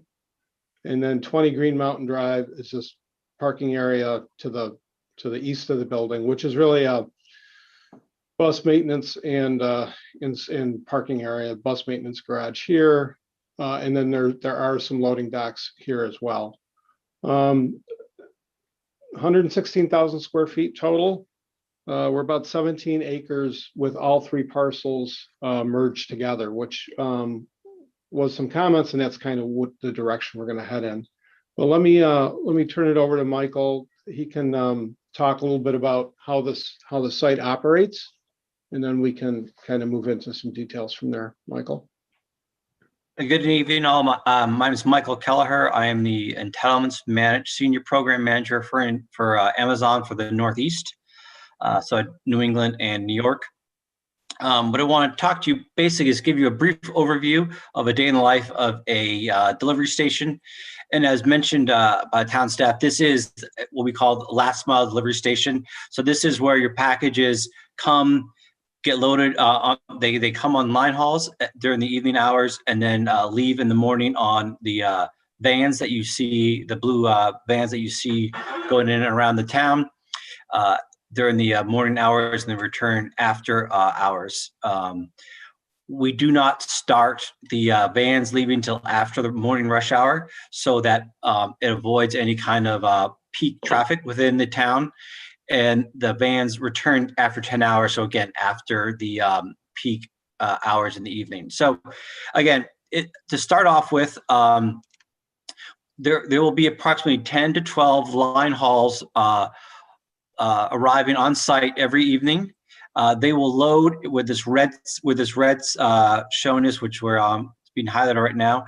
And those vans will be, the line hauls will be backed in and unloaded by Amazon personnel within the delivery station. After they are unloaded, they depart back out along the red. And then in the morning, the employees will come in the early morning hours and park in this orange, yellow, gold, mustardy area. And that's where our Amazon associates park to support the facility. Around about approximately 9 a.m., the first van drivers will arrive in their personal vehicles. The vans are parked in this top blue section where you see all the blue. That's where vehicles are, the vans are parked on the overnight hours. And what happens is people will park, the delivery service provider will park their personal vehicles in the blue area as well and take their assigned van for the morning. And what we do is we have essentially we have approximately 36 loading spots where the vans will be loaded in groups of 36 throughout the morning, and they depart in what we call almost like a platoon at once. So what happens is the first drivers will show up and take their vans through what we call, if you look down to the bottom, the purplish color to the southeast of where showing, yes, right there. And that's where van drivers essentially queue up and wait for their turn to go into as mentioned before, the loading, which is that light green area, which is under a canopy to provide, obviously, for weather, to ensure that packages are loaded in that green, light green area. Again, there'll be 32 leaving 36 leaving approximately every 20 minutes. And on a normal day, there'll be approximately 110 to 120 of those vans leaving. Once the vans leave, the site kind of goes quiet. We may receive 1 or 2 line hauls during the day. And for those, for say a traffic or weather or something, makes the vans come in later of the day, or they're in a what we call, a prime special where you can get within 24 hours. And what those are done is we have in the afternoon what we call Amazon Flex drivers, where people who, similar to a Lyft or Uber driver, people sign up on an app. They sign up for delivery of packages, and those people then on their own, they show up at about 4 o'clock in the afternoon. They're loaded again into that green area where they load up packages for that day, and then they depart. Those Flex drivers do not return during the day unless there's an undeliverable package.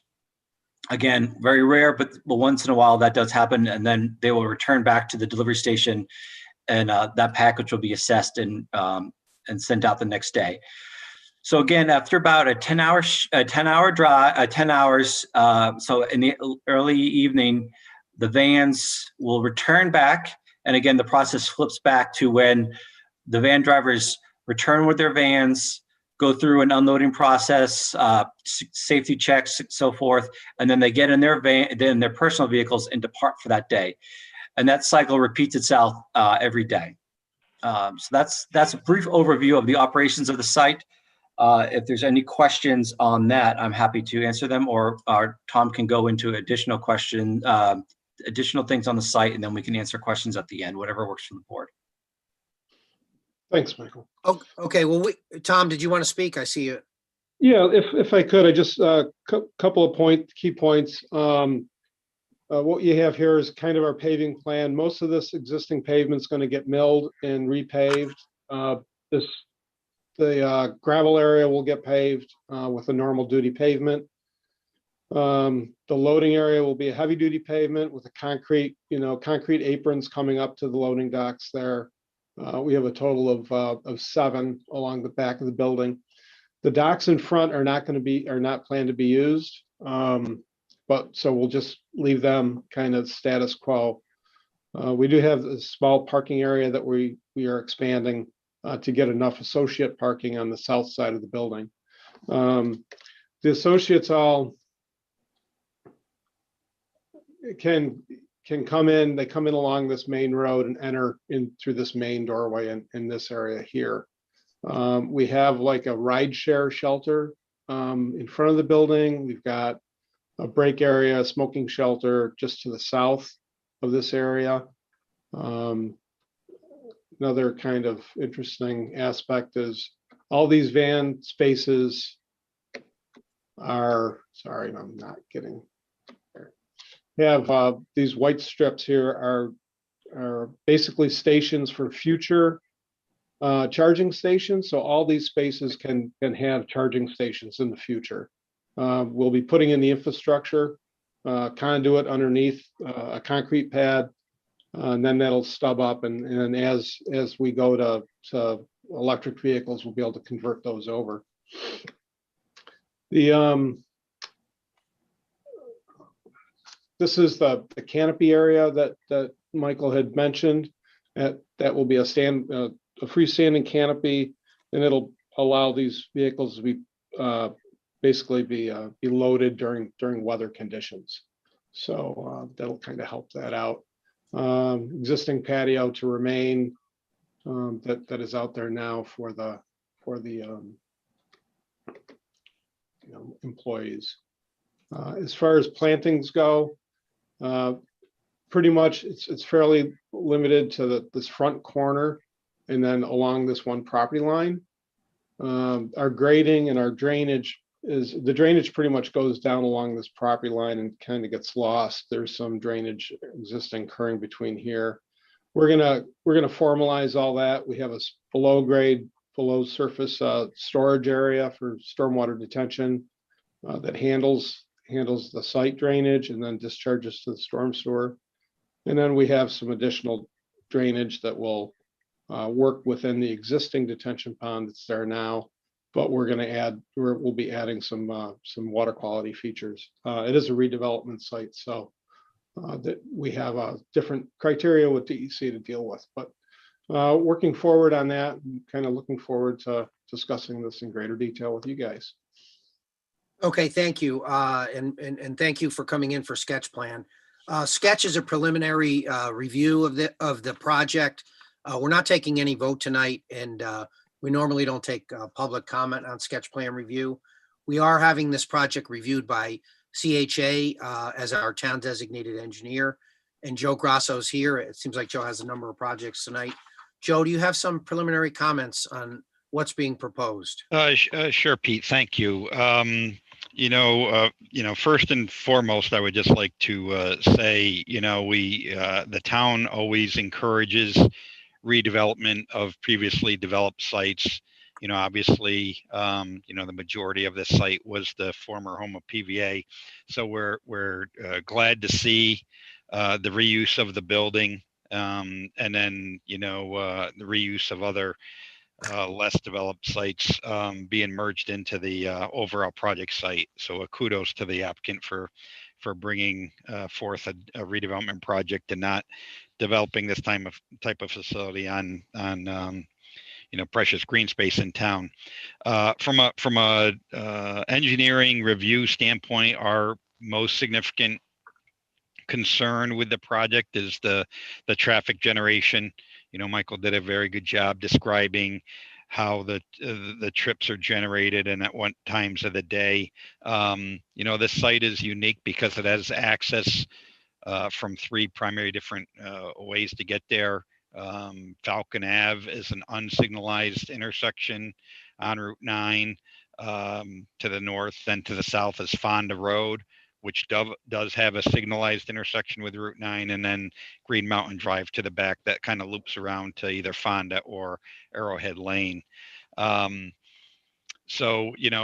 We're confident that detailed traffic study is going to be required to assist in the town's review of this. It's going to be important for us to understand, the distribution of trips from a initial feedback standpoint. We are going to see if we can encourage or require somehow traffic to use the Fonda Road signalized intersection, to come into the site, and then to at least make lefts out. So you're heading south down through the town. Those left-hand movements would obviously be much safer at a controlled access location rather than just Falcon Ave. So, that's stuff that will, get shaken out, through the review of a traffic study. Where they've done a lot of engineering work. We typically don't see this level of detail, at a sketch plan, let alone even a concept site plan review. So they've done a lot of detail. We're confident that the layout works for their program, and it seems to be a well thought out layout. They've obviously gone into the detail of the stormwater plan to make sure it works, and even provide a lot of detail about their landscaping. From a green space perspective, I think they are looking to reduce the green space less than the required 35%. So, Tom, is that correct? Do you remember? That is correct. Yeah. Yep. So our expectation is that the incentive zoning provisions will apply. So the incentive zoning allows green space to be less than the required 35%. This site already has less than 35%, but they're looking to further reduce the amount of green space, and the incentive zoning will apply. It's a compensatory mitigation formula where the applicant can pay a mitigation fee to compensate for the increase in green space less than the town's requirements. So those are the big things right now that we see with our review. Obviously, as the plans advance, we'll provide more engineering related comments, but we're confident they'll be able to address those as the project goes through the process. Okay, we'll open it up to the town board, and maybe I'll go through one by one because this is a new project, although it's a reuse of a project. But I'll start out with a couple comments or questions of my own. And that is there anything we can do here that's pro-green? And a couple ideas might be some solar activity, some solar power generation. And also, I think there's new pavement, right, on what seems to be number 210, what's now gravel. And that's, Sorry. Is there any chance for porous pavement or permeable there or so? We didn't really talk about stormwater much, so. Yep, we can look at that. Yeah. Okay, so my questions have to do with solar and porous pavement and, addressing, if you could talk about those two things as possibilities. I mean, Amazon is a cutting edge company. It's one of the largest, if not the largest company in the world or the United States, whatever. But it's a cutting edge company, and it'd be nice to see something green given back on that sense. Yep. So as far as the porous or the permeable pavement goes, we're in pretty heavy soils. We do have some test pits scheduled to be excavated as part of our follow-up with the stormwater analysis. So we'll be able to look at the soils when we do that. They're going to want to have a durable surface, but I think there's various ways of handling that as well. As far as the solar goes, I need to talk to Michael a little bit and find out what they're, Michael, what have you guys been doing? Have you started doing solar on the roofs yet? We have not. Again, we're willing to look at it. One thing that we have run into a lot, and especially with a lot of existing facilities like this, is that the roofs usually cannot support a large solar panels because of their existing conditions. But as mentioned before, we are always looking to see what we can do. We have a climate pledge of carbon neutral by 2040, and hoping to beat that by at least 10 years. So there, and as mentioned before in the EV, I just want to clarify, we are, if you can imagine, creating the market for EV and our vans. So as the technology increases and gets better, we're able to add EV chargers and EV vans. And by 2025, our goal is to have 100,000 EV vans across the country. However, as our plans develop, we can't promise something right now that will be in 3 or 4 years, but it is definitely a goal of ours to have EV and solar on our sites. Okay, we'll be looking forward to see what transpires on that. Correct. We'll turn it. I'll go through the board members. Lou, do you have any comments or questions? Yeah, just one. On the parking lot that you're going to expand on the Fonda Road side, as I'm looking at the diagram, the lot on the right, are you on the right side? No, the other side. Okay, yeah. Okay. Are you going to expand that back more? We're squaring. No, not over there. Down where you were originally. Yep. Where it says 141? Oh, this. No, over. Oh, down here. Yeah, there, right there. Okay. Yep. Are you going to expand that portion of the lot back more? No, this is just a mill and repave. The expansion is just over here. Okay, so currently I know there's a fence of some sort up there for kind of preventing the view of the house that's on Fonda Road, so they don't look down on the building. Because there's a house right up in here. Right in there, and there's a fence there. You're going to leave that, and I think that's on your property too. You're going to leave that there, right?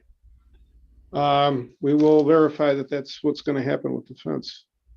Okay. Because I'm sure something is going to be said, because right now it kind of blocks the view of the building for those folks.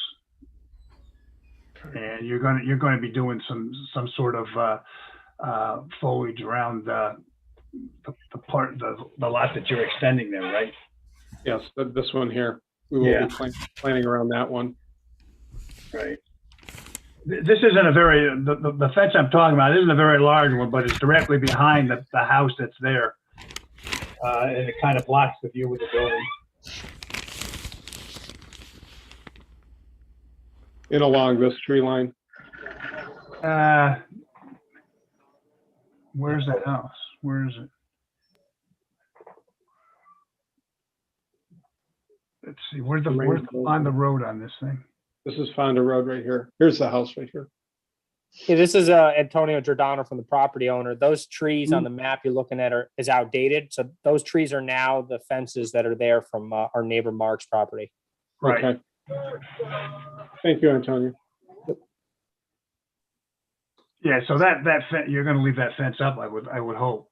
So along the property line, we're not going to touch it. Yeah. All right. That's all, Peter. Okay, Chip Ashworth, Chip. Yes, since you can't put the solar panels on the roof, how about suspending them about 8 feet above the parking lot like they did at that building over on Coliseum Drive? ACO, that would be the ACO building. That's what I was Right. thinking too, Chip. I think that'd be a perfect way, I suppose, to alleviate the problem with the green space, right?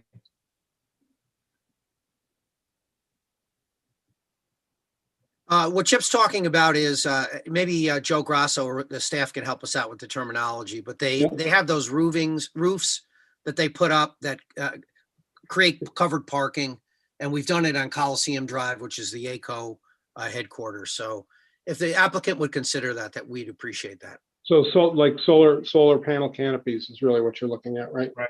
Exactly. Yeah. Yep. Okay, anything else, Chip? No, that's it. Paul Rosano? How many employees at this point do you think will be operating this building? Approximately, I would say between 50 and 60 full-time Amazon employees. That does not include our third-party delivery van providers.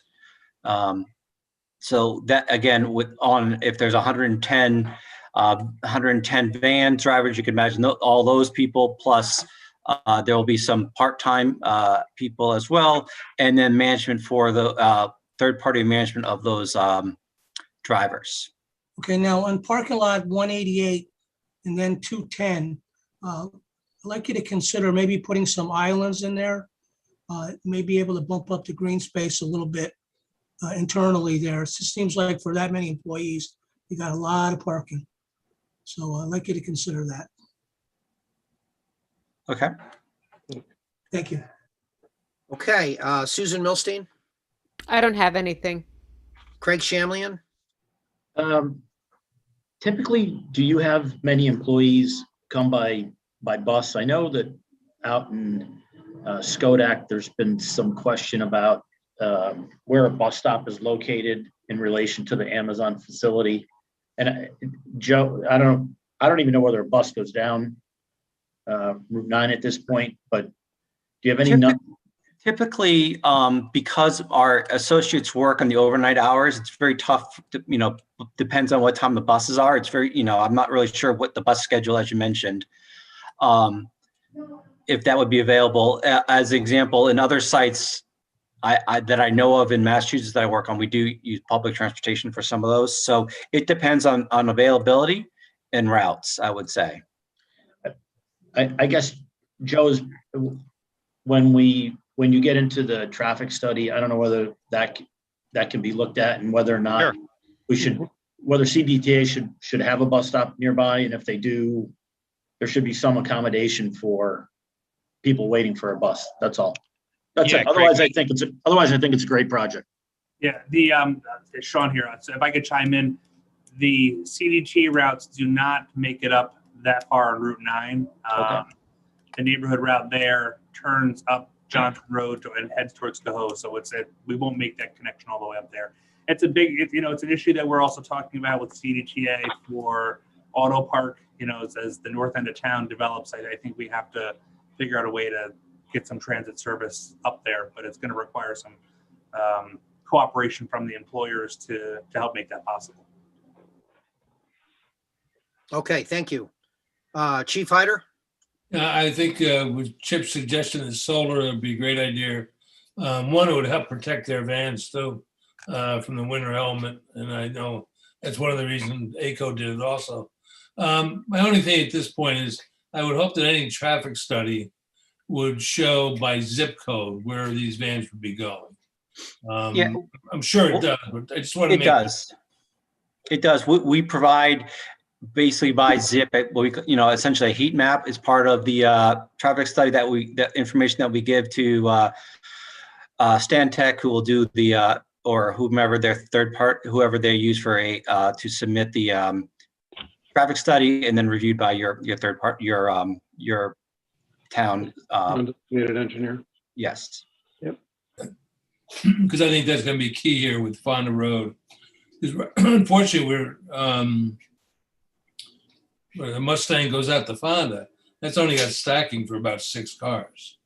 Yeah. You'll have vans backed up all the way up the Mustang Drive at that point.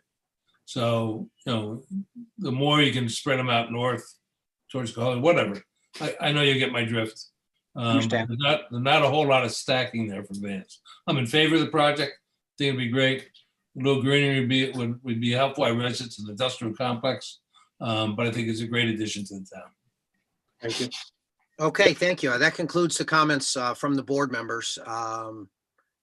Anybody else have any final comments? Okay, we look forward, hopefully you've heard our suggestions, and we look forward to seeing you at the next stage. Thank you. We'll be. Thank you for your time. Thank you. Sending concepts. Yep. Thank you.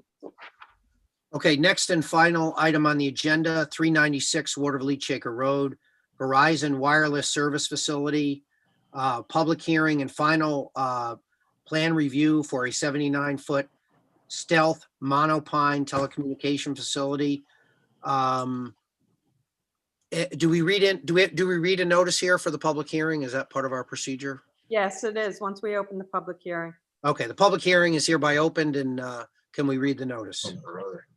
Town Planning Board, Town of Colonie, Albany, New York. Notice is hereby given that pursuant to section 276 of town law, the Town Planning Board of the Town of Colonie, Albany County, New York, will meet and conduct a public hearing on the 23rd day of March, 2021 at 6 p.m. for the purpose of hearing all persons upon the approval, modification, or disapproval of the construction of a 79-foot tall stealth monopine telecommunication facility at 396 Waterville Shaker Road in the town of Colonie, County of Albany, to protect public safety during the state of emergency triggered by COVID-19. The hearing will be conducted remotely in accordance with Executive Order 202.1 and as extended by subsequent orders. To view this hearing, please visit the town's YouTube channel at https://www.youtube.com/channel UCAEWELKO-RTHR38FU2KG. To provide public comments at this meeting, please register with the following link and you will receive additional instructions. HTTPS://US020WEB.Zoom.us/meeting/register/T-Z-I-Q-F-U-Y-O-Q-T-O-J-E-T-A-L-N7F-S-X-D-Q-I-E-D-P-H-C-T-M-E-D-1-Q, dated March 2, 2021, Town of Colonie Planning Board, Peter Studo, Chairman. Okay, thank you. Normally we have a sign-in sheet when we get to the public comment part, and but since we don't, I'm going to ask Sean and Zach to help me put that in order, because I think you guys have more control of the electronics here. Does the department want to make an introduction, or do you want to turn it over to the applicant? We can do a brief introduction, and Okay. Kathleen's passed her eye exam for the year. Let's see. So this is, as you know, was a final plan and secret review for the monopine telecommunication facility. because this is a hearing, we do have, I believe, one individual signed up. I believe it's two individuals signed up to give comments during the hearing, but we can also ask if anybody else has joined us since we last read the list. Zach's leading this project. Zach, did you have any comments to provide here? Nothing really crazy, just really that, concept acceptance was done back in December of 2020. And the applicant has basically taken all the comments from the board and implemented them into the new drawings. That's all I really have. I would let Dave, if he has any other comments, to let him go and present. Okay, so is that David Brennan going to present for the applicant? Yes, it is. Okay, please. Sure. Good evening, ladies and gentlemen. My name is Dave Brennan with the law firm of Young Summer here in the town, representing Verizon Wireless. Also joining me this evening is our project manager, Kathy Pomponio, our site acquisition specialist, Sarah Coleman, and our civil engineer, Dave Weisenreeder, and our RF engineer, Rick Andrus.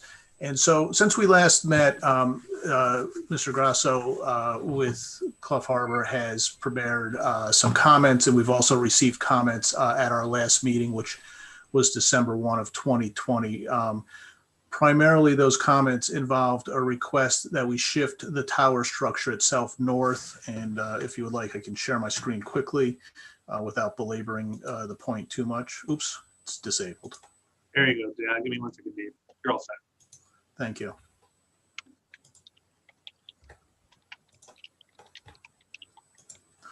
So, excuse me. So this is the site plan. Here is the fenced tower compound at 61 feet by 44 feet. And what we did at the request of your TDE and as well as the board and some of the staff comments is we shifted the tower, which was in this corner, up 40 feet north towards Watervliet Shaker Road to move it further out of the direct line of sight out of the homes here. We also included, I'll scroll down, but there was a request at the last meeting, particularly from Chief Hyder and others to employ some tree screening. So there is a tree screening island containing 9 10-foot high white spruce and 2 2-inch diameter red maples within a 30-foot wide by 95-foot easement in this area here. There were some small changes to the stormwater design and some technical questions by Mr. Grasso. We also removed, as we suggested previously, the barbed wire from the top of the fence and included brown PVC slats for additional privacy to break up the chain link fence, and also minimize the amount of clearing at the request of the town designated engineer and the other staff comments. And so at this point, we believe we have checked off all of those items that were requested of us previously and made those project changes to improve this project. And I'd certainly maybe turn it back over to Joe or whomever else from the town wants to speak, but that's the quick overview of what's changed since we last met. Okay, as well as our other project, this is being reviewed by our town designated engineer, CHA. We have Joe Grasso here. I know he's put some time in. I think he's met with the neighbors, with staff, and tried to be responsive to their requests. Joe, could you give us your comments? Sure, Pete. So there's actually two letters that we issued. One was related to the site plan review, and then we did a follow-up letter related to the seeker review. The site plan review letter that we issued February 17th of this year identified the changes made to the plans that Dave Brennan went through during his presentation. You know, those changes are exactly in line with the comments that, came from, town staff in our office, as well as the planning board during the conceptual review.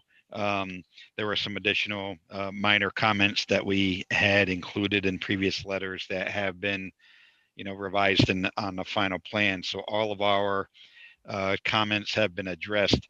I did, before we get into the seeker review, I did want to mention that during the concept review, there were some comments about the detailed look of the stealth tree. And the applicant did provide photos of a representative monopine tree that I think was installed in Clifton Park. And they included that in their application materials dated March 11th of this year. So Sean, I'm not sure if you have those, or Dave, if you have those, but I think can share them for you, Joe. yeah, I think those were, or Zach, sorry. Yeah, I think those were, appropriate, materials to share during the presentation. So.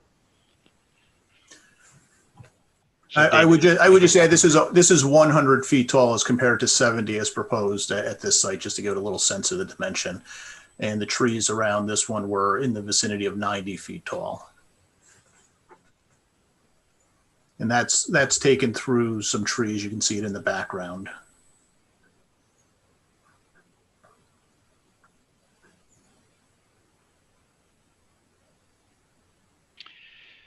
So I think these were helpful from a visual impact standpoint. Out of all the stealth pines we've seen, built across the country to date, this is by far what we would consider the most realistic one, and we feel is appropriate for this setting. So between this and the revisions to the location and the additional landscaping, and where that landscaping is being proposed, we feel it's got appropriate visual mitigation. So and then just in terms of our seeker review, the applicant did provide a full environmental assessment form that goes into a lot of detail regarding the environmental setting of the project and its environmental impacts.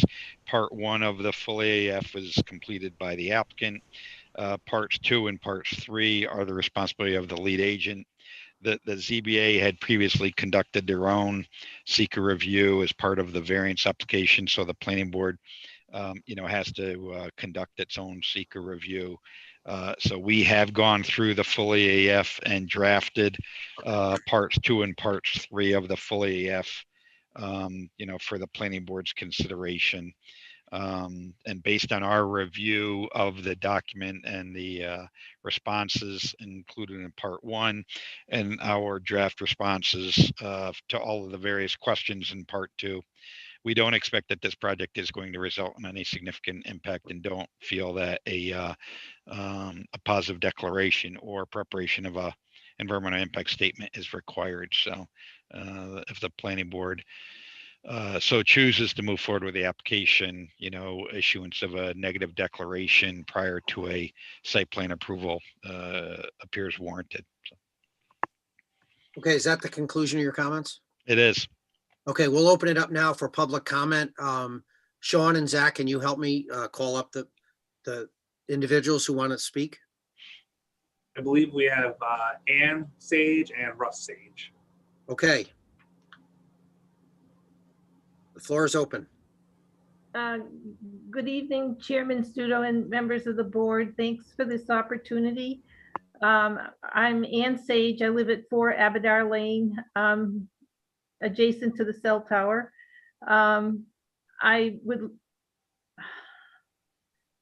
Looking at the plans, I'm just wondering if I understand it correctly, as far as access to the site area. Will the equipment be coming up Elks Lane into the Elks parking lot up on top of the hill? Is that the access that will, for the construction that's going to happen? Ma'am, we normally don't have a back and forth. Joe, do you want to answer it now, or we'll get? Well, we can get all of Ann's comments or questions out, and then we'll sorry. later. So. That's okay, ma'am. That's okay, ma'am. If you could get them all out, and we'll do our best to respond. Okay, I would like to talk about the staggered row of trees and what the exactly where they're going to go behind, if it's right behind my property, how it's going to be done. I was curious to know, when this project started, did the zoning board issue a special use permit without a CEQA review and then it happened after the special use permit? If that's one of how the process was handled. For the other things I'd like to know is about the maintenance of the tower. How often per year it would happen by Verizon, and then how many other companies are projected to be on the tower? Because if Verizon comes in twice a year and say there's 6 other nodes or 12 or however, we could have very many maintenance operations up here, hopefully not during the nighttime. With all the Kingfield residents and the Abadar Lane residents, it would be preferable to have the maintenance done during the day, and just how often an operation like this undergoes maintenance.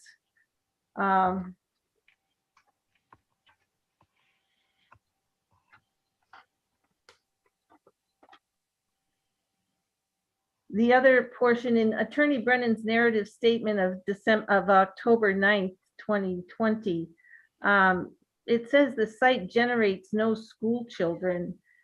I don't know what that means, that there are no school children near it, because there are school children in the neighborhood, along with newborns, and nursing homes are surrounding to the north here. There's the Eddy and Carondelet, and the Thiel Center to the south, which is 55 plus age groups, and Shaker Point, and it's just like a cluster of vulnerable people near this tower. I wonder how the safety and oversight of this by the town is going to be done, as far as just safety, exposure to possible emissions. Whatever the safety rules are, does the town step in and make sure that it's done right, and not, the power lowered, the safety test done, and then it's told that to the town that everything's okay at the Verizon cell tower in Latham South cell tower? So those are my questions. Thank you. Okay. Joe, can you help me? I mean, I wrote down the list. If you can help me, I wrote them down. So I'm, Yeah. I'll rely on Dave and the applicant's team for some, but I will cover some. So the first one that Mrs. Sage had asked was access to the tower site, and that will be up Elks Lane for all construction access. I think long-term maintenance of the tower would be up the emergency access drive. Is that correct, Dave?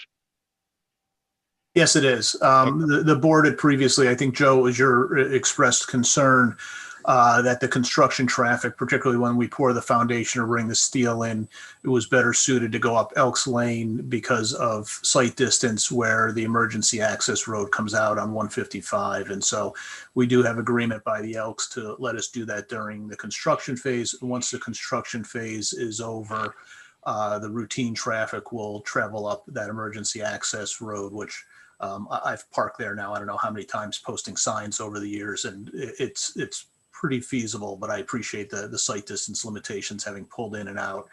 And just piggybacking on this a little bit is we would estimate that usually it's 2 to 4 trips per year for maintenance, meaning a cell tech drives in with a pickup truck or a Tahoe or something like that, drives up and checks the equipment and makes any adjustments that need to be made on site. Much of it is now done remotely, but some of it does need to be done on site.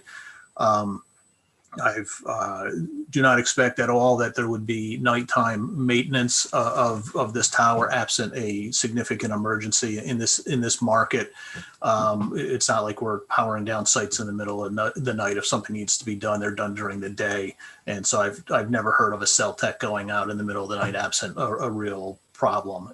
There is a work light at the base where the equipment is on a spring wound timer. There's not a motion sensor on these. There's no light on the top of it. So in the probably, which would never happen, but if someone needed to go in low light conditions, there's like a 40 or 60 watt light with a spring timer that will go off when they left, or they can wind it down. Related to that is the height of this at 79 feet and the surrounding trees. at best will allow for one additional set of antennas below Verizon. So we may see, and certainly your code, your cellular siting code requires carriers to first look at existing sites for co-location opportunities. There will be height here for one set of antennas, so it may be in this market AT&T and now the merged T-Mobile Sprint are the two main players that might put up a set of antennas, and we would estimate that they would generate roughly the same amount of traffic once they're installed. Thanks, Dave. All right, going through some additional comments from Mrs. Sage. She had asked about the row of trees and the access. Sean or Dave, if you could just call up that same plan that you had up last time. So this shows where those trees are located. It's 9 10-foot high white spruces and 2 2-inch caliper red maples. Those are proposed in the landscaping, before or behind 4 Abadar Lane. Access to that landscaped area would be provided by a landscaping access easement that would come down from the tower yard. There would actually be 2 easements. One would be the landscaping access easement, and then there would be an additional landscaping easement around that covers all the area of the proposed plantings, so that the applicant has the right and the obligation to maintain that landscaping as it's proposed. There was also another comment regarding the seeker review process. It is our understanding that seeker review was completed by the Zoning Board of Appeals when they considered the exceptional use or the special usage permit application. But obviously when that board reviewed the plans, those plans hadn't been developed to the same level of detail.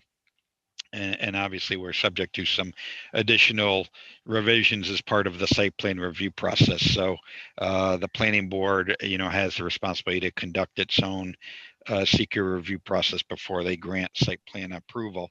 There was a comment regarding the generation of school-age children, and that's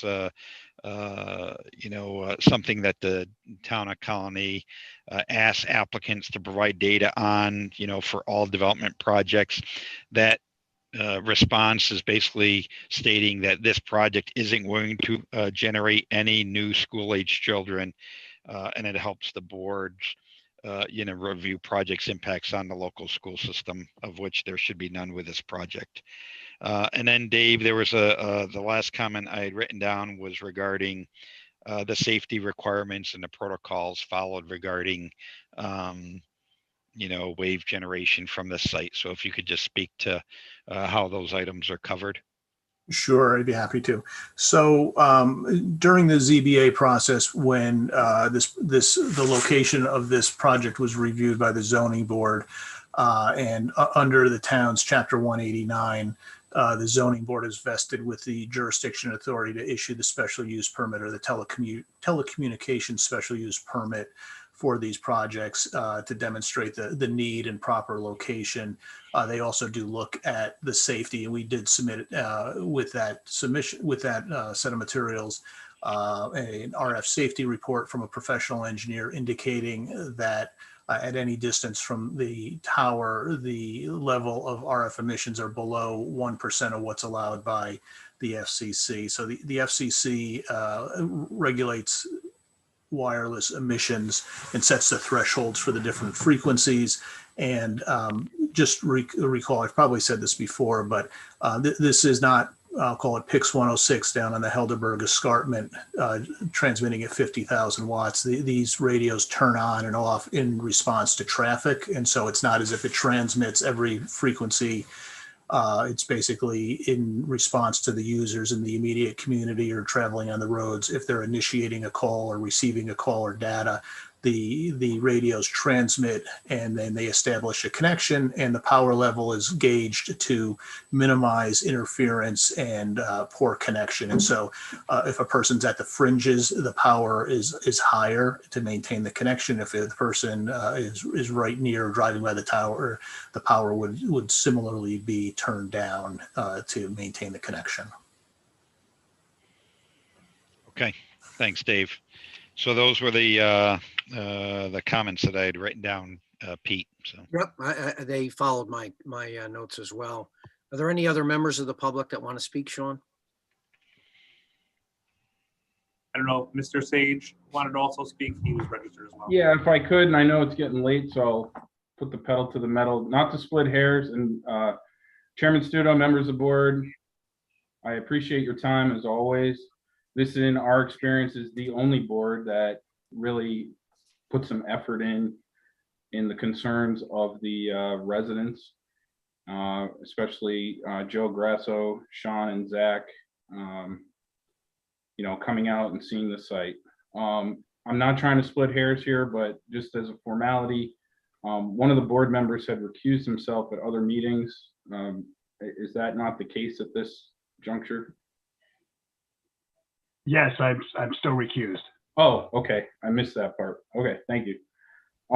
So going forward, basically tonight, I think every single thing that's been put in front of this board is exciting. And I found one theme that the board kept bringing up, and that was, a big part was either solar panels or green space, and electric vehicles seem to be at the forefront. And what that indicates to me is thinking beyond just right in front of your nose. And the reason I say this is because I've got a copy here from the town board meeting, the stenographic record. I know our last meeting altogether was December 1st. On December 3rd, the town board met, and I'm not going to list all the key players or read the minutes or beat it to death. But the big players here, obviously Paula Mahan, town supervisor, and Michael Mazzulli, the town attorney. And what I find interesting in these minutes, and I encourage you guys, if you get the opportunity before rendering a decision, to look at them. One interesting note is it's regarding 5G. I am not a wireless engineer by any means. I don't know how a tower, and I keep hearing pine tree being thrown around, this is a tower, how that plays with 5G. If this is essentially investing in old technology that's going to get us down the road a few years. Because I say that because Celco and Verizon on December 3rd filed a federal lawsuit against the town. I believe it's regarding a 5G application, which I believe it preceded this application at the zoning board. And again, correct me if I'm wrong. But it goes into basically a back and forth between the town attorney and the town supervisor. And I'll read a few excerpts from it, if that's okay. This is the town attorney, Mr. Mazzulli, regarding 5G. That's right. Pretty much anything with 5G, once it goes in, is supposedly going to be fantastic. But you will need one of these antennas every 500 feet for it to work properly. It's going to be huge. It's going to make people tons of money. Going further on, every statute that comes out regarding the wireless communication is always in favor of the wireless company and beats the heck out of the municipalities. The point of the planning board, in my understanding as a resident, is to have the benefit of the town going forward. And we hear things like public safety. I couldn't agree with you more. I've had to have the ambulance called when I've cut my hand to go to Albany Med. I can't even imagine if that ambulance had a dropped call. But in the next few years, if we're moving to some sort of barrel on top of a phone pole every 500 feet, then what is the point of a structure like this? It's also interesting to note, kind of as a joke, maybe you'll get a laugh out of it. Attorney Mazzulli indicated that the cell phone coverage at his house is terrible, so he might be next on the list for getting one of these in his backyard. And he goes on to say, what I found dealing with Verizon particularly, but most wireless companies in general, is they're very aggressive. They're bullies. They're used to getting their way. I mean, if this is the kind of corporate culture that's essentially going to be coming into our backyard, yeah, they have to be aggressive. That's how they get what they want. That's how they move things forward, and the laws are written as such. And part of this might be considered a vent session, but part of this too is when there's a problem with the tower, in my field of work, it's regarding in aviation. When an applicant comes to us at my job, they're only as good as they are when they're an applicant. And when things go wrong or things need to be revised, it's harder after the fact. And the concern is once this goes in, that it's maintained to the standard at which it was designed, but that it also isn't just some short-term solution that's going to be eclipsed by something else down the road to where this never even needed to go in, to where we do have poles every 500 feet.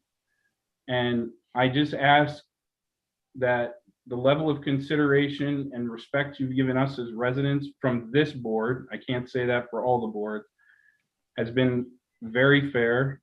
And I would just ask that consideration going forward before you render a decision. Public safety is obviously very important. It's very important to us. We don't want to stand away in front of that progress, but you know, I've been jokingly saying, you know, don't invest in blockbuster video in a Netflix world. If this is old technology that's going to be eclipsed, it doesn't make sense to put this in. Thank you for your time. Thank you. Are there any other members, Sean, that want to speak? I don't see anything, and once you wrap up any comments, we do have to take a motion and vote on closing the public hearing. There is somebody with their hand up, Sean. Michael Stapleton. All right. Thanks, Dave. Good evening, gentlemen. Can you hear me okay? Yes. A question on the co-location of other cell tower, not cell towers, but cellular companies on that tower. I've been listening in on all the zoning board and on these meetings. I believe that there was a statement made that nobody else would be going on the tower. I may have misinterpreted what was said. And then the other question I have is an aesthetic question, so to speak. Is brown the proper color to use for the PVC slats, or could green be a better color up there? And that's all I have. Thank you. Okay, thank you. Did the applicant, David, did you get both of those questions? Yes, I did. Could you respond? Sure. There is the potential that no additional carrier will go on this because they may look at it and find that it's too low. And I've described in the past, excuse me, at different meetings, primarily probably at the zoning board, is there's always a tension between how to build a tower and do it as a stealth monopine and make it look like a tree that fits and also promote co-location. And so it also, every carrier doesn't have facilities in the same locations. And so we don't necessarily work lockstep with one another as to what their coverage needs are. My expectation is there's room underneath these antennas for one additional set of another carriers if it works for them. It would certainly, those antennas would be within the branching and would be screened comparably with Verizon wirelesses.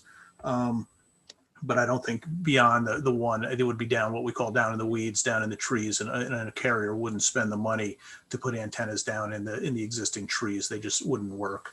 On the green or brown slats, I believe it was the town's suggestion to use brown. I don't want to neither criticize nor compliment on that choice. We would be happy to use whatever color is preferred by the board, so long as it's commercially available. And I think typically there's white, black, brown, green, and maybe one other color are the options for slats last time I looked at that. So if the board has a significant preference, I kind of thought the brown made sense, but if green is preferred, certainly that's no problem.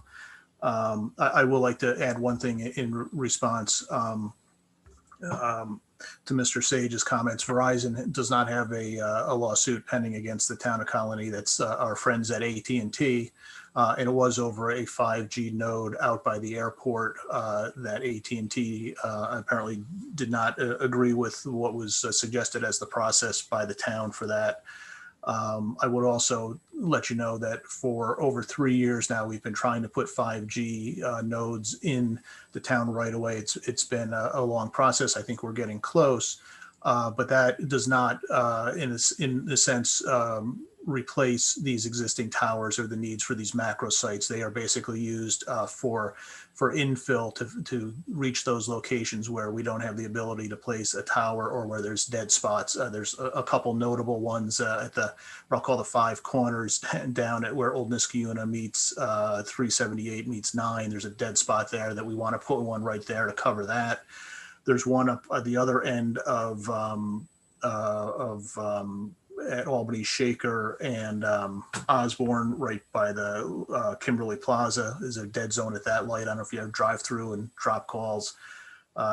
If you like going to St. Pius is a big dead zone. So we had one on either end of Crummity that we're trying to put in, but those are basically used for that sort of fill in.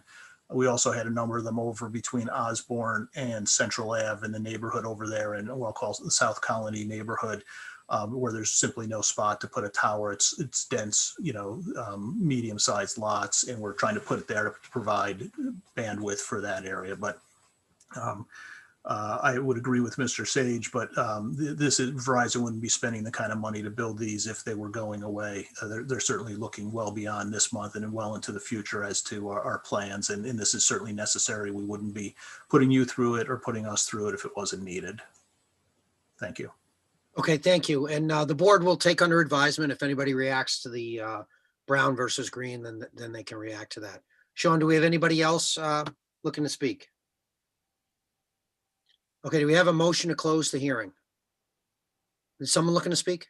I see Ann and Russ Sage, their hands back up. Yeah, Okay. I just wanted to clarify, this is what I said is directly from the town minutes by Nancy L. Strange, shorthand reporter, commencing at 6 p.m. on December 3rd. And Attorney Mazzulli said, as you may know, Cellco and Verizon have sued the town. We have retained David Rowley's firm to represent us in federal court. So that is a direct quote from the minutes, just to clarify that I'm doing my homework. Perhaps he misspoke, I don't know, but Okay.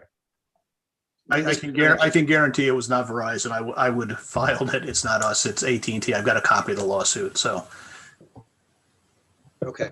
I can hold it right there for you to see it. Those are the minutes. We're not saying that perhaps Mr. Majuli said the wrong company.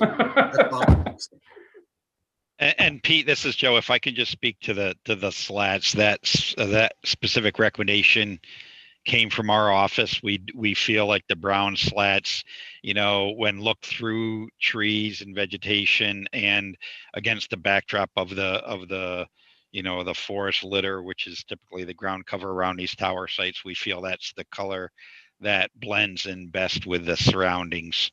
So we feel it blends in better than black or green, which are other alternatives for the board to consider. But that was in response to our comment. Okay, thank you. Anybody else looking to speak? Do we have a motion to close the public hearing? I'll make that motion. Okay, that's Chip. And do we have a second? Second. Chief Hyder, seconds. All those in favor say aye. Aye. All those opposed, nay. The ayes have it. Okay, we'll take comments from the board. I'll go in reverse order this time. Chief Hyder. No, I'm good. Craig Shamlian. I'm good as well. Susan Milstein. I'm for it, but I still think there's a better location up on the hill. But that's all I have to say. Okay, thank you. Paul Rosano. I'm good, Pete. Chip. Suits me. Lou Mayon. Oh, Lou Mayon's recused. That's already on the record. I'll just say thank you to the neighbors, and federal law does to a large extent preempt the zoning in this, so it has a lot of force and effect. And if there's an application, we have to deal with it. We can't arbitrarily deny one of these applications. So I will say that.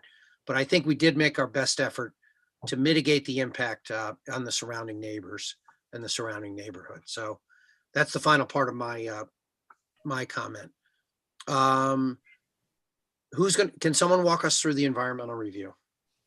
Yeah, I can, Pete. This is Joe. So just like I had mentioned before, a full EAF was provided by the applicant with part 1 completed, which we reviewed and found accurately, described the environmental setting and the proposed project. Parts 2 is the identification of potential project impacts, where there's a series of questions which I'll go through. The first one is regarding the impact on land, which there will be impact on land. But when you review all of the sub questions, we found that there would be no or a small impact may occur. The second question is impact on geological features, which is no. Third is impacts on surface water, which is no. 4 is impacts on groundwater, which is no. Number 5, impacts on flooding is no. Number 6, impacts on air. The correct answer is no. Number 7, impact on plants and animals, and the answer is no to those questions. Number 8, impact on agricultural resources is no. Number 9, impact on aesthetic resources. The appropriate answer is yes, but when you answer all of the various sub questions, there would be no or small impacts may occur. Question number 10 is impact on historic and archaeological resources. The appropriate answer to that question is yes, but the answers to all the sub questions are no or small impacts may occur. Number 11, impact on open space and recreation. The answer is no. Number 12, impact on critical environmental areas. The answer is no.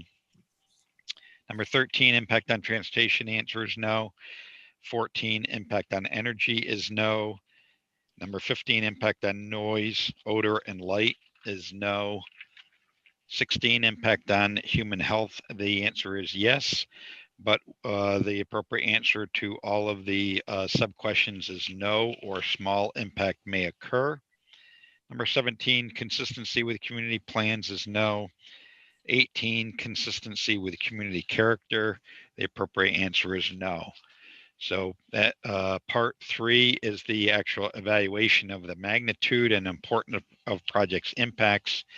And we feel the appropriate response is to check box A, which is this project will result in no significant adverse impacts on the environment, and therefore an environmental impact statement need not be prepared. Accordingly, this negative declaration is issued. And then we've drafted a resolution of the town of Colonie. I'm going to ask if there's any comments or questions from the board at this point on the Good. materials that you reviewed. Anything from the board? Okay, thank you, Joe. Could you walk us through the resolution? Yeah, so it's listed as a resolution of the town of Colonie Planning Board, preparation of a negative declaration, Verizon Wireless Service Facility, 396 Watervliet Shaker Road. I'm going to ask that the entire resolution be entered into the record. I will skip down to the resolved. That be it resolved that based on a thorough review of the project by the planning board, that there will be no significant adverse environmental impacts and no EIS will be required. And be it further resolved that the attached draft negative declaration be adopted in accordance with Seeker Parts 617.12. Okay, any comments or questions on that resolution? Do we have a motion? Like the motion. That's Chip, I think. Anybody, a second? I'll second. Who's that, Craig? Yes. Okay, any discussion? All those in favor say aye. Aye. All those opposed, nay. The ayes have it unanimously. With respect to the main question before the board, which is for final site plan approval of this project, do we have a motion? I'll make that motion. Chip makes the motion. Do we have a second? Second. Second by Chief Hyder. Any discussion? All those in favor say aye. Aye. Aye. Aye. And all those opposed say nay. Nay. Okay, we have one nay by Susan. Any other nays? Okay, the ayes have it. With I'm that sorry, one, who moved that? I got the second, but I didn't get the first. I think did Chip move it? I seconded it. Chip moved it. Thank I you. did. Chip moved it, Chief Hyder seconded it. All right. And you recorded the one negative vote, correct? Yeah, yep. Okay. And just Uh, note that Lou is recused again. Yeah, okay. For the record, Lou is recused. Yeah. You got that right, Sean. Is there any other further business before this board? If not, enjoy the sunshine and warm weather, and we shall end the meeting. Thank you.